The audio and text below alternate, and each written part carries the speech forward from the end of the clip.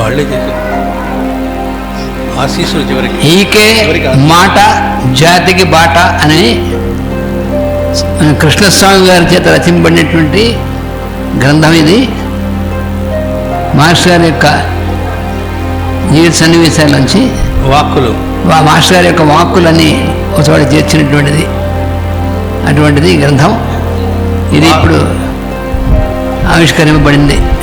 వాసుదేవ వాసుదేవ మా మాస్టర్ అని మన పూజ్య సోదరులు నరసింహరాజు గారి చేత రచింపబడినటువంటి గ్రంథం పునర్ముద్రణమైంది. మా మాస్టర్ అనేటువంటి గ్రంథం. వాసుదేవ వాసుదేవ వాసుదేవ వాసుదేవ.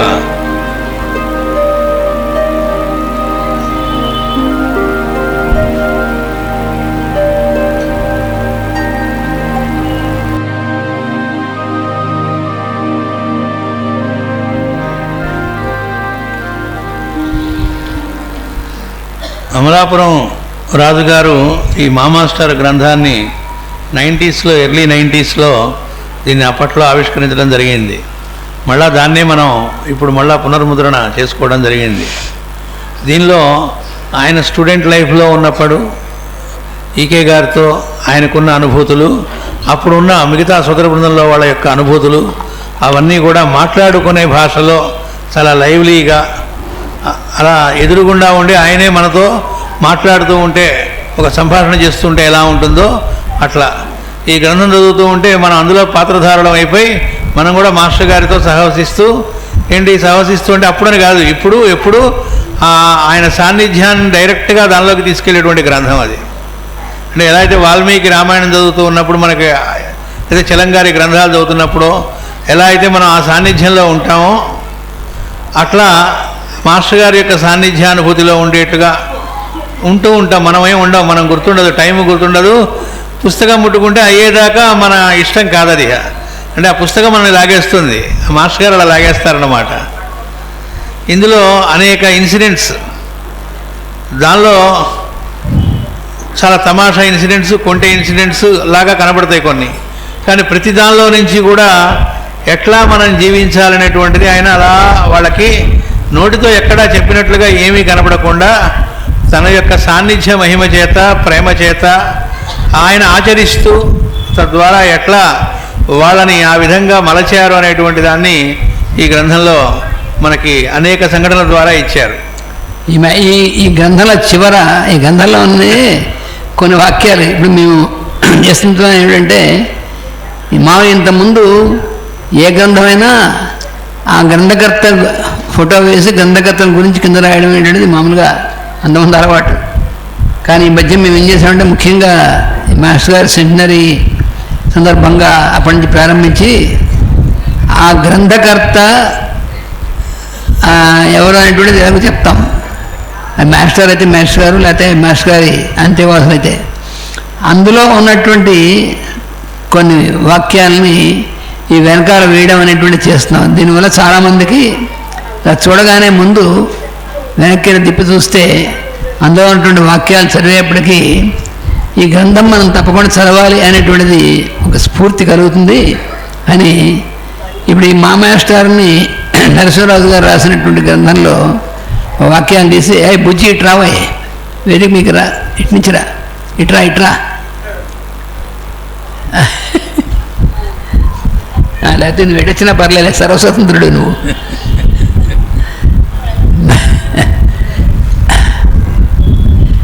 నరసింహరాజు గారి అబ్బాయి వచ్చాడు, మీ అందరికీ తెలుసు. రామకృష్ణరాజు బుజ్జి, ఇతనికి నరసింహరాజు గారి యొక్క గ్రంథం ఇప్పుడు ఆవిష్కరించాము. అలా ఆ టైంకి కొంటే నీ చేత ఆవిష్కరించేవాడు. వాసుదేవ. అలాగే కృష్ణస్వామి గారు రాసినటువంటి గ్రంథం కూడాను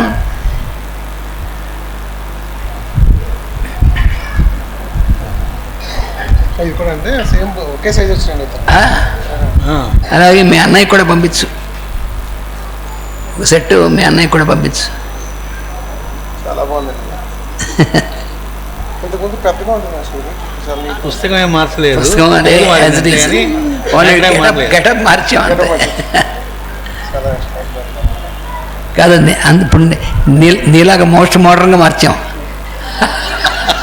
దిగిపోతలేండి నేను ఎందుకు ఉండు నువ్వు దిగిపోవడం వీల్లేదు, అప్పుడే దిగడం వీల్లేదు. పట్టుకో ఎట్రా. మా బుజ్జి అంటే మాకు బాగాను చిన్నప్పటి నుంచి చాలా చిన్నపిల్లవాడప్పటి నుంచి మాకు బాగా చనువు అనమాట. అందుకని అతను ఇప్పుడు చాలా పెద్ద లెవెల్లో ఉన్నాడు, ఆల్ ఇండియా ఇంటర్నేషనల్గా నేను. కానీ మాకు బుజ్జివాడే. ఇదిగో ఇది అసలు ఇంకా చూసుకో, ఇంకా నీకు చాలా హ్యాపీ. మొన్న కూడా ఇచ్చారు మీరు పంపించారండి, మళ్ళీ ఇచ్చేసారు. రీప్రింట్ అవి కూడా గెటప్ అంటే ఓల్డ్ గెటప్ కానీ అది కొత్త డిజైన్లో క్యాలెండర్ ఇంకోటి కూడా ఇవ్వండి వాడు బ్రదర్కి. కూర్చో. ఇప్పుడు ఈ మా మాస్టర్ గ్రంథంలో చివర ఇచ్చినటువంటి దీంట్లో ఇచ్చారు వాక్యం, ఆ తర్వాత మళ్ళీ లోపల కొన్ని చెప్తారు. మనం మన తోటి జీవుల్ని ఎన్నడూ నిరాకరించకూడదు. ఈకే గారు ఇచ్చినటువంటి మాట.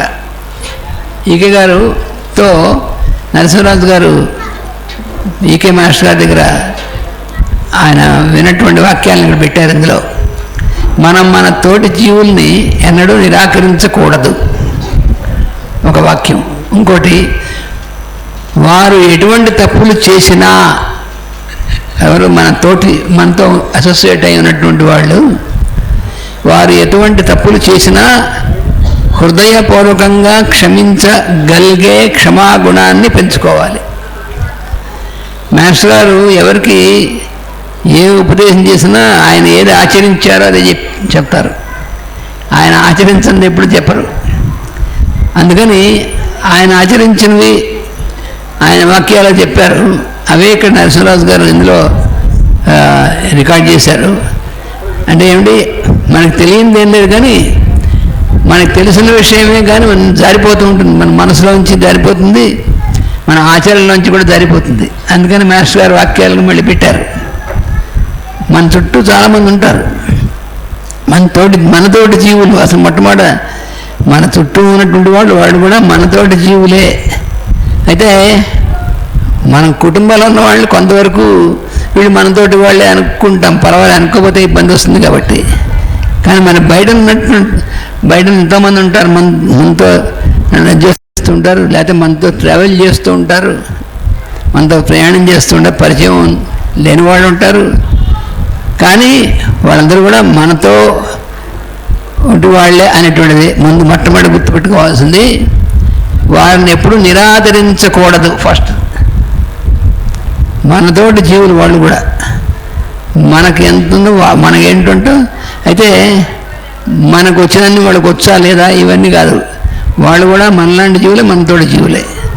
అందుకని వాళ్ళని ఎప్పుడు నిరాకరించకూడదని ఫస్ట్. రెండోది, వారు ఎటువంటి తప్పులు చేసినా హృదయపూర్వకంగా క్షమించగలిగే క్షమాగుణాన్ని పెంచుకోవాలి అన్నారు. రెండోది, అంతేకాదు వాళ్ళు ఎటువంటి తప్పులు చేసినా ఇంకో స్టెప్ హెడ్ అనమాట. ఇది మాస్టర్ స్టెప్ ప్రకారం ఇస్తున్నారు. మొట్టమొదటిది, మన తోటి జీవుల్ని ఎప్పుడు నిరాదరించకూడదు. ఫస్ట్ చిన్న స్టెప్. మాస్టర్ ఒక్కసారి పెద్ద స్టెప్ ఇవ్వాలి. మనం చూడండి, మెట్లు ఎక్కేప్పుడు పెద్ద మెట్లు అంటే అబ్బాయి ఏం ఎక్కుతాలని ఎక్కం. మనం చిన్న మెట్లు పెట్టారనుకోండి, అమ్మయ్య అని ఫస్ట్ స్టెప్ వేస్తాం. రెండో స్టెప్ ఇది కూడా బాగానే ఉందని వేస్తాం. మూడో స్టెప్ అలా మనం తెలియకుండా ఆ పైదాకా చేరతాం. అలా మాస్టర్ గారు మన చిన్న స్టెప్స్లా పెట్టి ఆ పైదాకా చేర్చేటువంటి వాక్యాలు ఇచ్చారు. ఇంకా మూడో వాక్యం చూడండి, అంతేకాదు వారు ఎటువంటి తప్పులు చేసినా చివరికి మనకే అపకారం తలపెట్టినా అక్కడ తీసుకొచ్చారు. అప్పుడు క్షమించి ఊరుకోవడమే మనం చేయవలసిందే అన్నారు. మూడో స్టెప్ కొంచెం మొదటి రెండు పర్వాలేదు, కానీ వాడు బొత్తిగా మనకే అపకారం చేస్తే కూడా వాళ్ళని క్షమించి ఊరుకోవడం ఉందే. ఏం మాస్టర్ చెప్పారు కానీ అది మనం ఏమండి వాడేదో చిన్నది ఏదో కొంచెం వాళ్ళు పక్కన మనతో ఉన్నప్పుడు ఏదో చిన్న తప్పు చేస్తే పర్లేలే, కానీ మనకే అపకారం తలపెట్టారనుకోండి, ఎవరన్నా మనకి అపకారం తలపెట్టినటువంటి వాళ్ళని కూడా క్షమించి ఊరుకోవడమే మనం చేయవలసింది అంటున్నారు మాస్టర్ గారు. ఏమిటండి బొత్తిగాను అని. వాళ్ళని శిక్షించడం కాకుండా చేతనైతే వారికి శిక్షణ ఇవ్వడం నేర్చుకోవాలి. శిక్షించడం వేరు, శిక్షణ ఇవ్వడం వేరు. శిక్షించడం పనిష్మెంటు, శిక్షణ ఇవ్వడం ట్రైనింగ్ ఇవ్వడం, రెండుకి చాలా తేడా ఉంది. అందుకని శిక్షణ ఇవ్వడం నేర్చుకోవాలి. పైగా ఇక్కడ ఇంకోటి, శిక్షించడం చాలా తేలిక. శిక్షణ ఇవ్వాలంటే ముందు మనం శిక్షణ పొంది ఉండాలి, లేదా ఎలా ఇస్తాం? అక్కడుంది అక్కడ మెలికి పెట్టారు. అవతల వాళ్ళకి శిక్షణ ఇవ్వడం అనేటువంటిది ఇవ్వాలంటే ముందు మనం ఆ శిక్షణ పొంది అది ప్రాక్టీస్ చేసి ఉండాలి. లేదా ఎలా ఇస్తాం అవతల వాళ్ళ శిక్షణ? శిక్షించడం అయితే చేస్తాం వెంటనే, ఏదో రకంగా టీచ్ చేసి శిక్షించి, అని అది పనికి రాదు. శిక్షణ ఇవ్వడం నేర్చుకోవాలి. అలా కాదండి, మరి శిక్షణ ఇవ్వడం అంటే నేను శిక్షణ పొందలేకపోతే నాకు ఎలా శిక్షణ ఇవ్వాలి, నాకు చేత కాదనుకోండి, అప్పుడేం చెప్పారు? అది మనకు చేత కాకపోతే వారికి అటువంటి చెడ్డ సంకల్పాలు పోవాలని సంకల్పించాలి. వాళ్ళ శిక్షణ ఇవ్వడం మన చేత కాదనుకోండి, వాళ్ళ మనస్సులో చెడు సంకల్పాలు ఉంటే అవి పోవాలి అని సంకల్పించాలి అన్నారు. మనకి చెడు సంకల్పాలు ఉండకూడదు. First step. మన తోటి వాళ్ళకి మన చెడు సంకల్పాలు ఉన్నాయనుకోండి, వాటిని మనం క్షమించి వాళ్ళ మనసులో ఉన్న చెడు సంకల్పాలు లేకుండా పోవాలి అని చెప్పి మనం సంకల్పించాలి. అంతేకాని ఎన్నడూ నిరాదరించకూడదు. మళ్ళీ ఒకసారి చెప్పారు, ఎవరిని కూడా నిరాదరించకూడదు. మరి వాడి చెడ్డ సంకల్పాలు అంటే నేను వాడి ప్రవర్తన అంతా కూడా చెడ్డ ప్రవర్తన, వాడి సంకల్పాలు చెడ్డ సంకల్పాలు, వాడికి ఉన్న చెడ్డ అలవాట్లు, ఇవన్నీ 1,00,000 వస్తాయి మన మనసులో, ఒకటి కాదు. అయినప్పటికీ వాళ్ళని నిరాదరించకూడదు అన్నారు. మనం సహించలేక వారిని నిరాదరిస్తే అప్పుడు ఏమవుతుంది అది కూడా చెప్పారు. చివరి సెంటెన్స్ చెప్పారు, ఒకవేళ మనం భరించలేము అని అంతగా వాళ్ళు చెడ్డ, అదే అందరూ బాగా మరీ వాళ్ళని చెడ్డవాళ్ళైతే మనం ఎలా చేస్తాం అనుకున్నాం అనుకోండి, అప్పుడు ఏమిస్తారంటే మనం సహించలేక వారిని నిరాదరిస్తే భగవంతుడు వాళ్ళనే ఆదరించి తన హక్కును చేర్చుకుంటాడని మర్చిపోకండి. ఇది నువ్వు ఎవరినైతే నిరాదరిస్తావో, ఎవరినైతే అసహ్యించుకుంటావో, ఎవరినైతే వీడు పనికిరావాళ్ళు అనుకుంటావో భగవంతుడు వాళ్ళని తన దగ్గర చేర్చుకుంటాడట. ఇది ఎక్కడ కావాలంటే మనం ఎంత మనం వ్రతాలు, పూజలు, మంత్రాలు, మంచి పనులు ఇవన్నీ చేస్తుంటే ఇవేమి అయినటువంటి వాడిని భగవంతుడి దగ్గర చేసుకుంటాడంటే మరి ఏం బాగుందా భగవంతుడికి ఇలాంటి పని చేయడం అని అనిపించవచ్చు మనకి. కానీ ఏం చేస్తాం, భగవంతుడు వాడి ఇష్టం, సర్వస్వతంత్రుడు. మనం ఆయన్నేమి నువ్వు ఇలాగే చేయాలని అనలేము, అన్నని ఎక్కడ హక్కు ఉంది మనకి. అందుకని చచ్చిన డోర్ మూసుకోవాల్సిందే, యాక్సెప్ట్ చేయాల్సిందే. ఇంక మనకు దానికి ఇంకొక ఇది లేదనమాట. అందుకని చివరి సెంటెన్స్ పెట్టారనమాట, ఎవరు నువ్వు నిరాదరిస్తావో వాళ్ళని ఆయన ఆదరిస్తాడు, భగవంతుడు ఆదరిస్తాడు వాళ్ళని, మనం నిరాదరించే వాళ్ళని. అంటే ఇప్పుడు ఏమవుతుంది, ఇక్కడ ఏంటో భగవంతుడు ఆదరించేటువంటి వాళ్ళని మనం నిరాదరించిన వాళ్ళం అవుతాం. అప్పుడు ఎవరు పొరపాటు చేసిందంటే మనం, భగవంతుడు వాళ్ళని ఆదరిస్తాడు. భగవంతుడి చేత ఆదరింపబడినటువంటి వాళ్ళని మనం నిరాదరించామనుకోండి పనికిరాని వాడని, అప్పుడు అవుతాం మనం పనికిరాని వాళ్ళం అవుతామని ఇప్పుడు మనమే ప్రూవ్ చేసుకున్నట్టు అనమాట. ఇది ఈ సెంటెన్స్లో అంత వ్యవహారం ఉంది. అసలు ఒక్కొక్క సెంటెన్స్ మనం ధ్యానం చేసుకుని మనకి మనం ఫోకస్ చేసుకుని మనం దాంట్లో ఎక్కడున్నాం అనేటువంటిది అంతకి అసలు దీన్ని మించి ఇలాంటి వాక్యాలను మించినటువంటి మించి అంటే కాదు, గొప్ప వాక్యాలు చాలా ఉంటాయి, మహావాక్యాలు, గొప్ప వాక్యాలు, అవి సంగతి వేరే. గొప్ప వాక్యాలు సరే గొప్పవి కాదు, మనని సరైనటువంటి కీ ఇచ్చి మన సరైన దారిలో పెట్టేటువంటి వాక్యాలు. మాస్టర్ ఈ వాక్యాలు అప్పుడెప్పుడో పలికారు 2 సంవత్సరాల కిందట. ఆ నరసింహరాజు గారు జాగ్రత్తగా విని దాన్ని రికార్డ్ చేసుకున్నారు. అంటే కాగితం మీద రికార్డ్ చేసుకున్నారు, ఆయన హృదయాన్ని రికార్డ్ చేసుకున్నారు ఆయన. అందుకనే నరసింహరాజు గారి యొక్క లైఫ్లో కూడా ఇప్పుడు ఏ వాక్యాలు మాస్టర్ గారు చెప్పారో ఆ వాక్యాలు నరసింహరాజు గారి లైఫ్లో కూడా ఆయన పూర్తిగా ఇంప్లిమెంట్ చేశాడు. ఆయన అక్కడ రికార్డ్ చేసుకున్నారు. ఆ రికార్డ్ చేసుకోవడం వల్ల ఆయన సహధర్మచారి సత్యవతి గారు వాళ్ళిద్దరూ ఆ దంపతులు ఇందులో ఉన్నటువంటి ఇవన్నీ వాళ్ళ యొక్క ఎక్కడా కూడా మాస్టర్ గారు చెప్పిందని డ్యూటీ డివియేషన్ లేదు వాళ్ళ లైఫ్లో. అలా వాళ్ళు చేసుకున్నారనమాట. అన్నీ అప్పుడెప్పుడో అయినటువంటి దాన్ని వాళ్ళ లైఫ్లో ముందు చేసుకొని దాన్ని రైటింగ్లో పెట్టి దాన్ని రికార్డ్ చేస్తే మనం కనీసం 8 సంవత్సరాల తర్వాత మనం ఆహాహా మనం మళ్ళీ తెరిచి మనం చదివితే మళ్ళీ మనకి వెంటనే అది మన లైఫ్కి ఒక పెద్ద డైరెక్షన్ ఇచ్చేటువంటి వాక్యాలు. అవి మనకు అర్థం కాకపోవడం ఉందా? ఇప్పుడు మనం చదువుకున్న వాక్యాల్లో ఏమంటే ఇది మనకు అర్థం కాలేదు అనేటువంటిదంతా ఏమి ఉండదు. మాస్టర్ గారి వాక్యాలు అర్థం కాకపోవడం ఉండదు.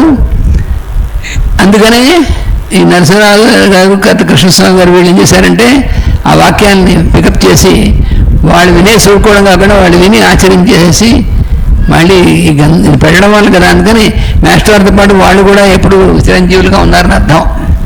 అది ఇక్కడ ఉన్నటువంటిది అంటే చాలా మోస్ట్ వాల్యుబుల్గా ఉన్నటువంటి దాన్ని పైగా ఈ రోజుల్లో మనకి ఏంటంటే పెద్ద గ్రంథాల్లో ఇచ్చారు అనుకోండి, అబ్బా ఇది మన టైం ఉన్నప్పుడు చదువుదామని పెడతాం, టైం చచ్చినా రాదు మనకి ఆ జమ్మలో మనం చదవలేము. అందుకని దీన్ని ఏం చేశారు, చిన్న గ్రంథం రోజు ఒక 2-3 సెంటెన్స్ చదువుకున్నప్పటికీ కూడా ఇబ్బంది ఉండదు, అలా ఇచ్చారనమాట చిన్న గ్రంథంలాగా.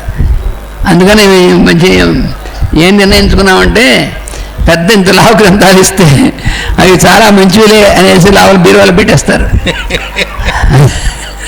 అందుకని మాస్టర్ గారు ఇచ్చినటువంటి చిన్న గ్రంథాలలాగా ఇలాగ తీసుకొచ్చి చిన్న సైజు చిన్న గ్రంథం ఇది ఇచ్చాను చిన్నదే కదా అని చెప్పి ముందు సెంటెన్స్ చదివి లోపలికి వెళ్ళి మొత్తానికి అందులోకి వెళ్ళి దిగితే మాస్టర్ గారు ఇచ్చినటువంటివి మన హృదయంలో దూరితే మనకి ఈ జన్మలోనే మళ్ళీ మార్పు వచ్చేటువంటి అవకాశం ఉంటుంది అనేటువంటి ఉద్దేశంతో అంటే మేము కూడా ప్రయత్నం చేసుకుంటున్నాం. అలా మారాలని మేము కూడా ప్రయత్నం చేసుకుంటున్నాం. అని మనతో పాటు మనం మేము కాకుండా అలాగా అందరితో పాటు కలిసి చేసుకోవడం కోసం ఈ ప్రయత్నం చేస్తున్నాం. అందుకని ఇంకా కొన్ని విషయాలు చెప్తారు ఇందులో. ఈ కొటేషన్ ఏదైతే ఈ గ్రంథంలో వచ్చిందో ఆ చాప్టరు ప్రేమకు పెన్నిధి అని పేరు పెట్టారు నరసింహరాజు గారు. ఆ ఇన్సిడెంట్ గురించి స్టార్ట్ చేయడమే గోదావైభవంలోని పద్యంలోని మాటల్ని మొదలుపెట్టారు. జీవులు ఆదరింపక త్రోయు జీవియందే దేవునకు ప్రేమ ఎక్కువ తెలియలేవే. జీవులు ఎవరినైతే ఆదరించకుండా పక్కకి దోసేస్తారో నిరాదరిస్తారో వాళ్ళ మీద దేవుడికి ప్రేమ ఎక్కువట. అది చెప్పి దాని అంతరార్థాన్ని దర్శించాలి అన్నట్టుగా మాస్టర్ గారు ఒకసారి నాకు ఈ మాట చెప్పారు అని ఈ కొటేషన్ని కోట్ చేశారు. కోట్ చేసి ఇప్పుడు మాస్టర్ గారు చెప్పిన కొటేషన్ని ఆ జరిగిన సంఘటన కూడా ఎప్పుడు చెప్పారో ఆ సంఘటన అంతా తర్వాత వివరించారన్నమాట. అది ఓసారి మాస్టర్ గారితో కారులో ఈయన కూడా వెళ్ళారట నరసింహరాజు గారు ఒక ఊరికి. అది ఆ ఊళ్ళో ఏదో పూజ మాస్టర్ గారు చేశారట, హోమం కూడా చేశారట. చాలామంది ఎక్కువ పాల్గొన్న వాళ్ళు ఎక్కువ మంది ఆడవాళ్ళు ఉన్నారట తల్లులు. పూజ అయిన తర్వాత అందరికీ తీర్థం ఇచ్చారట మాస్టర్ గారు. ఇందులో ఒక ఆవిడకి బాగా పూనకం వచ్చిందిట. ఆవిడ పూనకంలో ఆవేశంగా ఊగిపోతూ ఏంటేంటో మాట్లాడుతూ ఆ పూజా కుంకాన్ని ఇంత తీసుకొని మాస్టర్ గారి మొహానికి పులివిందిట. అయితే మాస్టర్ గారు చీ అంటం కానీ చీదరించుకోవడం కానీ ఏంటి ఇలా పూసి ఏమనలేదట. కామ్గా ఉన్నారట. ఆవిడని ఏం కొబ్బడలేదు, పూస్తుంటే వద్దని వారించలేదు, పక్కకి తప్పుకోలేదు. ఆవిడ చేస్తుందని అలా ఎలవ్ చేశారట. ఆ తర్వాత ఆవిడకి అందరికీ తీర్థం ఇస్తూ ఉండడం కదా ఆవిడ ఈ పని చేసింది. ఆవిడ ఆ పని పూర్తి చేసిన తర్వాత అప్పటిదాకా ఆగి చేయి పట్టమ్మా అన్నట్ట, తీర్థం ఇస్తాను అని. ఆవిడ వెంటనే చేయి పట్టిందిట. కామ్గా అంత ఆవేశంతో ఉన్నవాడు కామ్గా అయిపోయి తీర్థం తీసుకుందిట. ఆ తర్వాత ఆవిడ పడిపోయిందిట. కాసేపు పడిపోవడం అంటే పూనకంది వదిలి మళ్ళా కాసేపటికి మామూలు అయిందిట. మాస్టర్ గారు పక్క గదిలోకి వచ్చి ఆ పులుముకు వచ్చిన దాన్ని సరి చేసుకున్నారు కుంకాన్ని. అది అయిపోయిన తర్వాత ఆవిడ మళ్ళా వచ్చిందిట మాస్టర్ గారి దగ్గరికి. నెమ్మదిగా వచ్చి మాస్టర్ గారి పాదాలకి నమస్కారం చేసి వెక్కి వెక్కి ఎడవడం మొదలుపెట్టిందిట. మాస్టర్ గారు ఆవిడ తల నిమురుతూ కంగారు పడకమ్మా అన్నీ సర్దుకుంటాయి, ఏంటి నీకు వచ్చిన కష్టం ఏంటి చెప్పు, ఏం పర్లేదు అన్నారు. ఆవిడ ఇంకా పెద్దగా ఎడవడం మొదలుపెట్టిందిట ఆ ప్రేమకి. ఆయన మళ్ళా అన్నారట, పర్లేదమ్మా నీదేంటో చెప్పు చూద్దాం అన్నారట. అంటే నా భర్త నన్ను వదిలేశాడండి అని పెద్దగా మళ్ళీ ఎడవడం మొదలుపెట్టింది. ఎడవకమ్మా కంగారు పడకు నేను చూస్తాను అన్నారట. ఇదంతా పక్కనే ఉన్నట్టు నరసింహరాజు గారు. మామూలుగా ఏదో అన్నారు అనుకుంటా, నేను చూస్తానంటే అన్నారు, వాళ్ళు చూస్తానంటే చూస్తారు అంతే. ఆ మాట అయిపోయింది, ఆవిడ వెళ్ళిపోయింది. ఇక పూజ అక్కడి నుంచి అక్కడ తర్వాత పూజ జరిగింది, అయిపోయింది కదా, వెళ్ళిపోయింది. సాయంత్రం అంతా కార్యక్రమాలను ముగించుకొని విశాఖపట్నం వెళ్ళిపోయారు మాస్టర్ గారు వాళ్ళు. ఒక వారం తర్వాత నరసింహరాజు గారిని పిలిచారట. ఏమో ఆ రోజున మన దగ్గరతో వచ్చిన ఆవిడకి పాపం భర్త వదిలేశాడు అన్నది, ఆవిడ సంగతి ఏంటో కనుక్కో ఒకసారి, ఆ భర్త ఎక్కడ ఉన్నాడో కనుక్కో. ఎందుకంటే ఆ ఊరంతా రాజుగారికి తెలిసిన ఊరి వాళ్ళు. కనుక్కుంటే ఆ భర్తకి నచ్చజెప్పి, మనమే నచ్చజెప్పి ఆ భర్త ఆవిడతో కాపురం చేసేట్టుగా ఏర్పాటు చేద్దాం అన్నారట.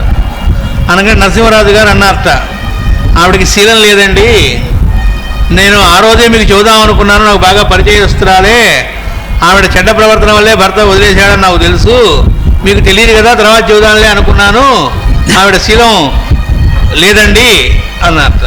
శీలం లేని ఆవిడ అని అంటారండి అని అనగానే మాస్టర్ గారు గంభీరంగా మొహం పెట్టి, ఆవిడకు శీలం లేదు, మనకుందేమిటి అన్నారు.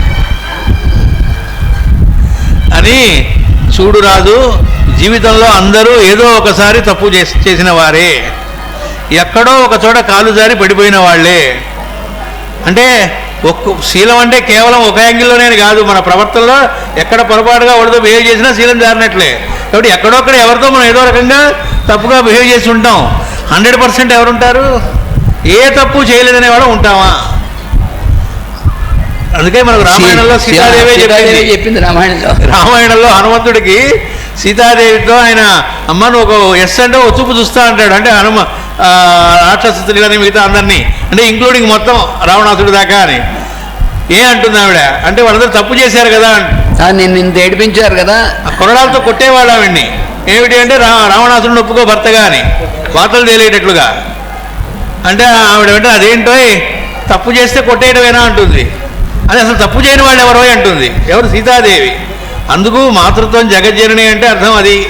పాపానాం వా శుభానాం వా కశ్చిత్, వాడు అసలు తప్పు చేయనటువంటి వాడు ఎవరున్నారు అని చెప్పాడు. సృష్టిలో తప్పు చేయని వాడు ఎవరున్నారు? సీతమ్మ వారు అంతే. హనుమంతుడితో వాడు గుండె పగిలింది, హనుమంతుడు అంతటి వాడికి ఎవరు నాయనో అని. నకశ్చిన్ నా ప్రాజ్యతి అంది ఆవిడ. ప్రశ్న వేసింది ఆవిడ. చూపించగలవా ఎవరినైనా అపరాధం చేయనటువంటి వాడిని అంటే? అంత హనుమంతుడు నమస్కారం అమ్మ అన్నాడు, ఏం చేయలేక అని అక్కడ అన్నారు. అక్కడ మాస్టర్ గారు చెప్తున్నారు, అంత మాత్రం చేత వాళ్ళని నిరాదరించే అధికారం ఎవరిచ్చారు మనకి? మనం జాలి చూపవలసింది వాళ్ళపైనే. అప్పుడే మన యోగ సాధన పరిపూర్ణమవుతుంది. వాళ్ళలోనే దైవాన్ని చూడగలగాలి. అప్పుడే వాళ్ళ గురించిన అభిప్రాయాలు మనల్ని అంటుకోవు. లేకపోతే వాళ్ళ చెడ్డ ప్రవర్తనపైనే ఎప్పుడూ మన దృష్టి ఉంటుంది. వాళ్ళు తప్పు చేశారు, వాళ్ళు అట్లాంటి వాళ్ళు, ఇంక వాళ్ళని చూసినప్పుడల్లా, వాళ్ళని తలుచుకున్నప్పుడు మన ఇంప్రెషన్ మైండ్ వాళ్ళ మీద ఏదుంది? నెగటివే ఉంది. ఈ దృష్టి ఉన్నంతకాలం మనం మోక్షానికి అర్హులం కాము.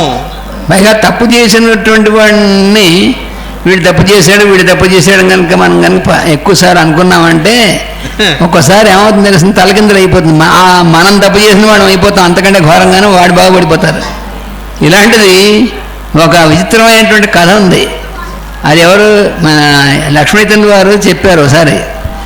అది ఒక ఫ్రెంచ్ ఆయన, అనటోల్ ఫ్రాన్స్ అనేటువంటి ఆయన, ఒక ఫ్రెంచ్ ఆయన ఒక నవల రాశాట. ఆ నవల రాసినప్పుడు తెయిస్ అన్న నవల రాశాడు ఫ్రెంచ్లో.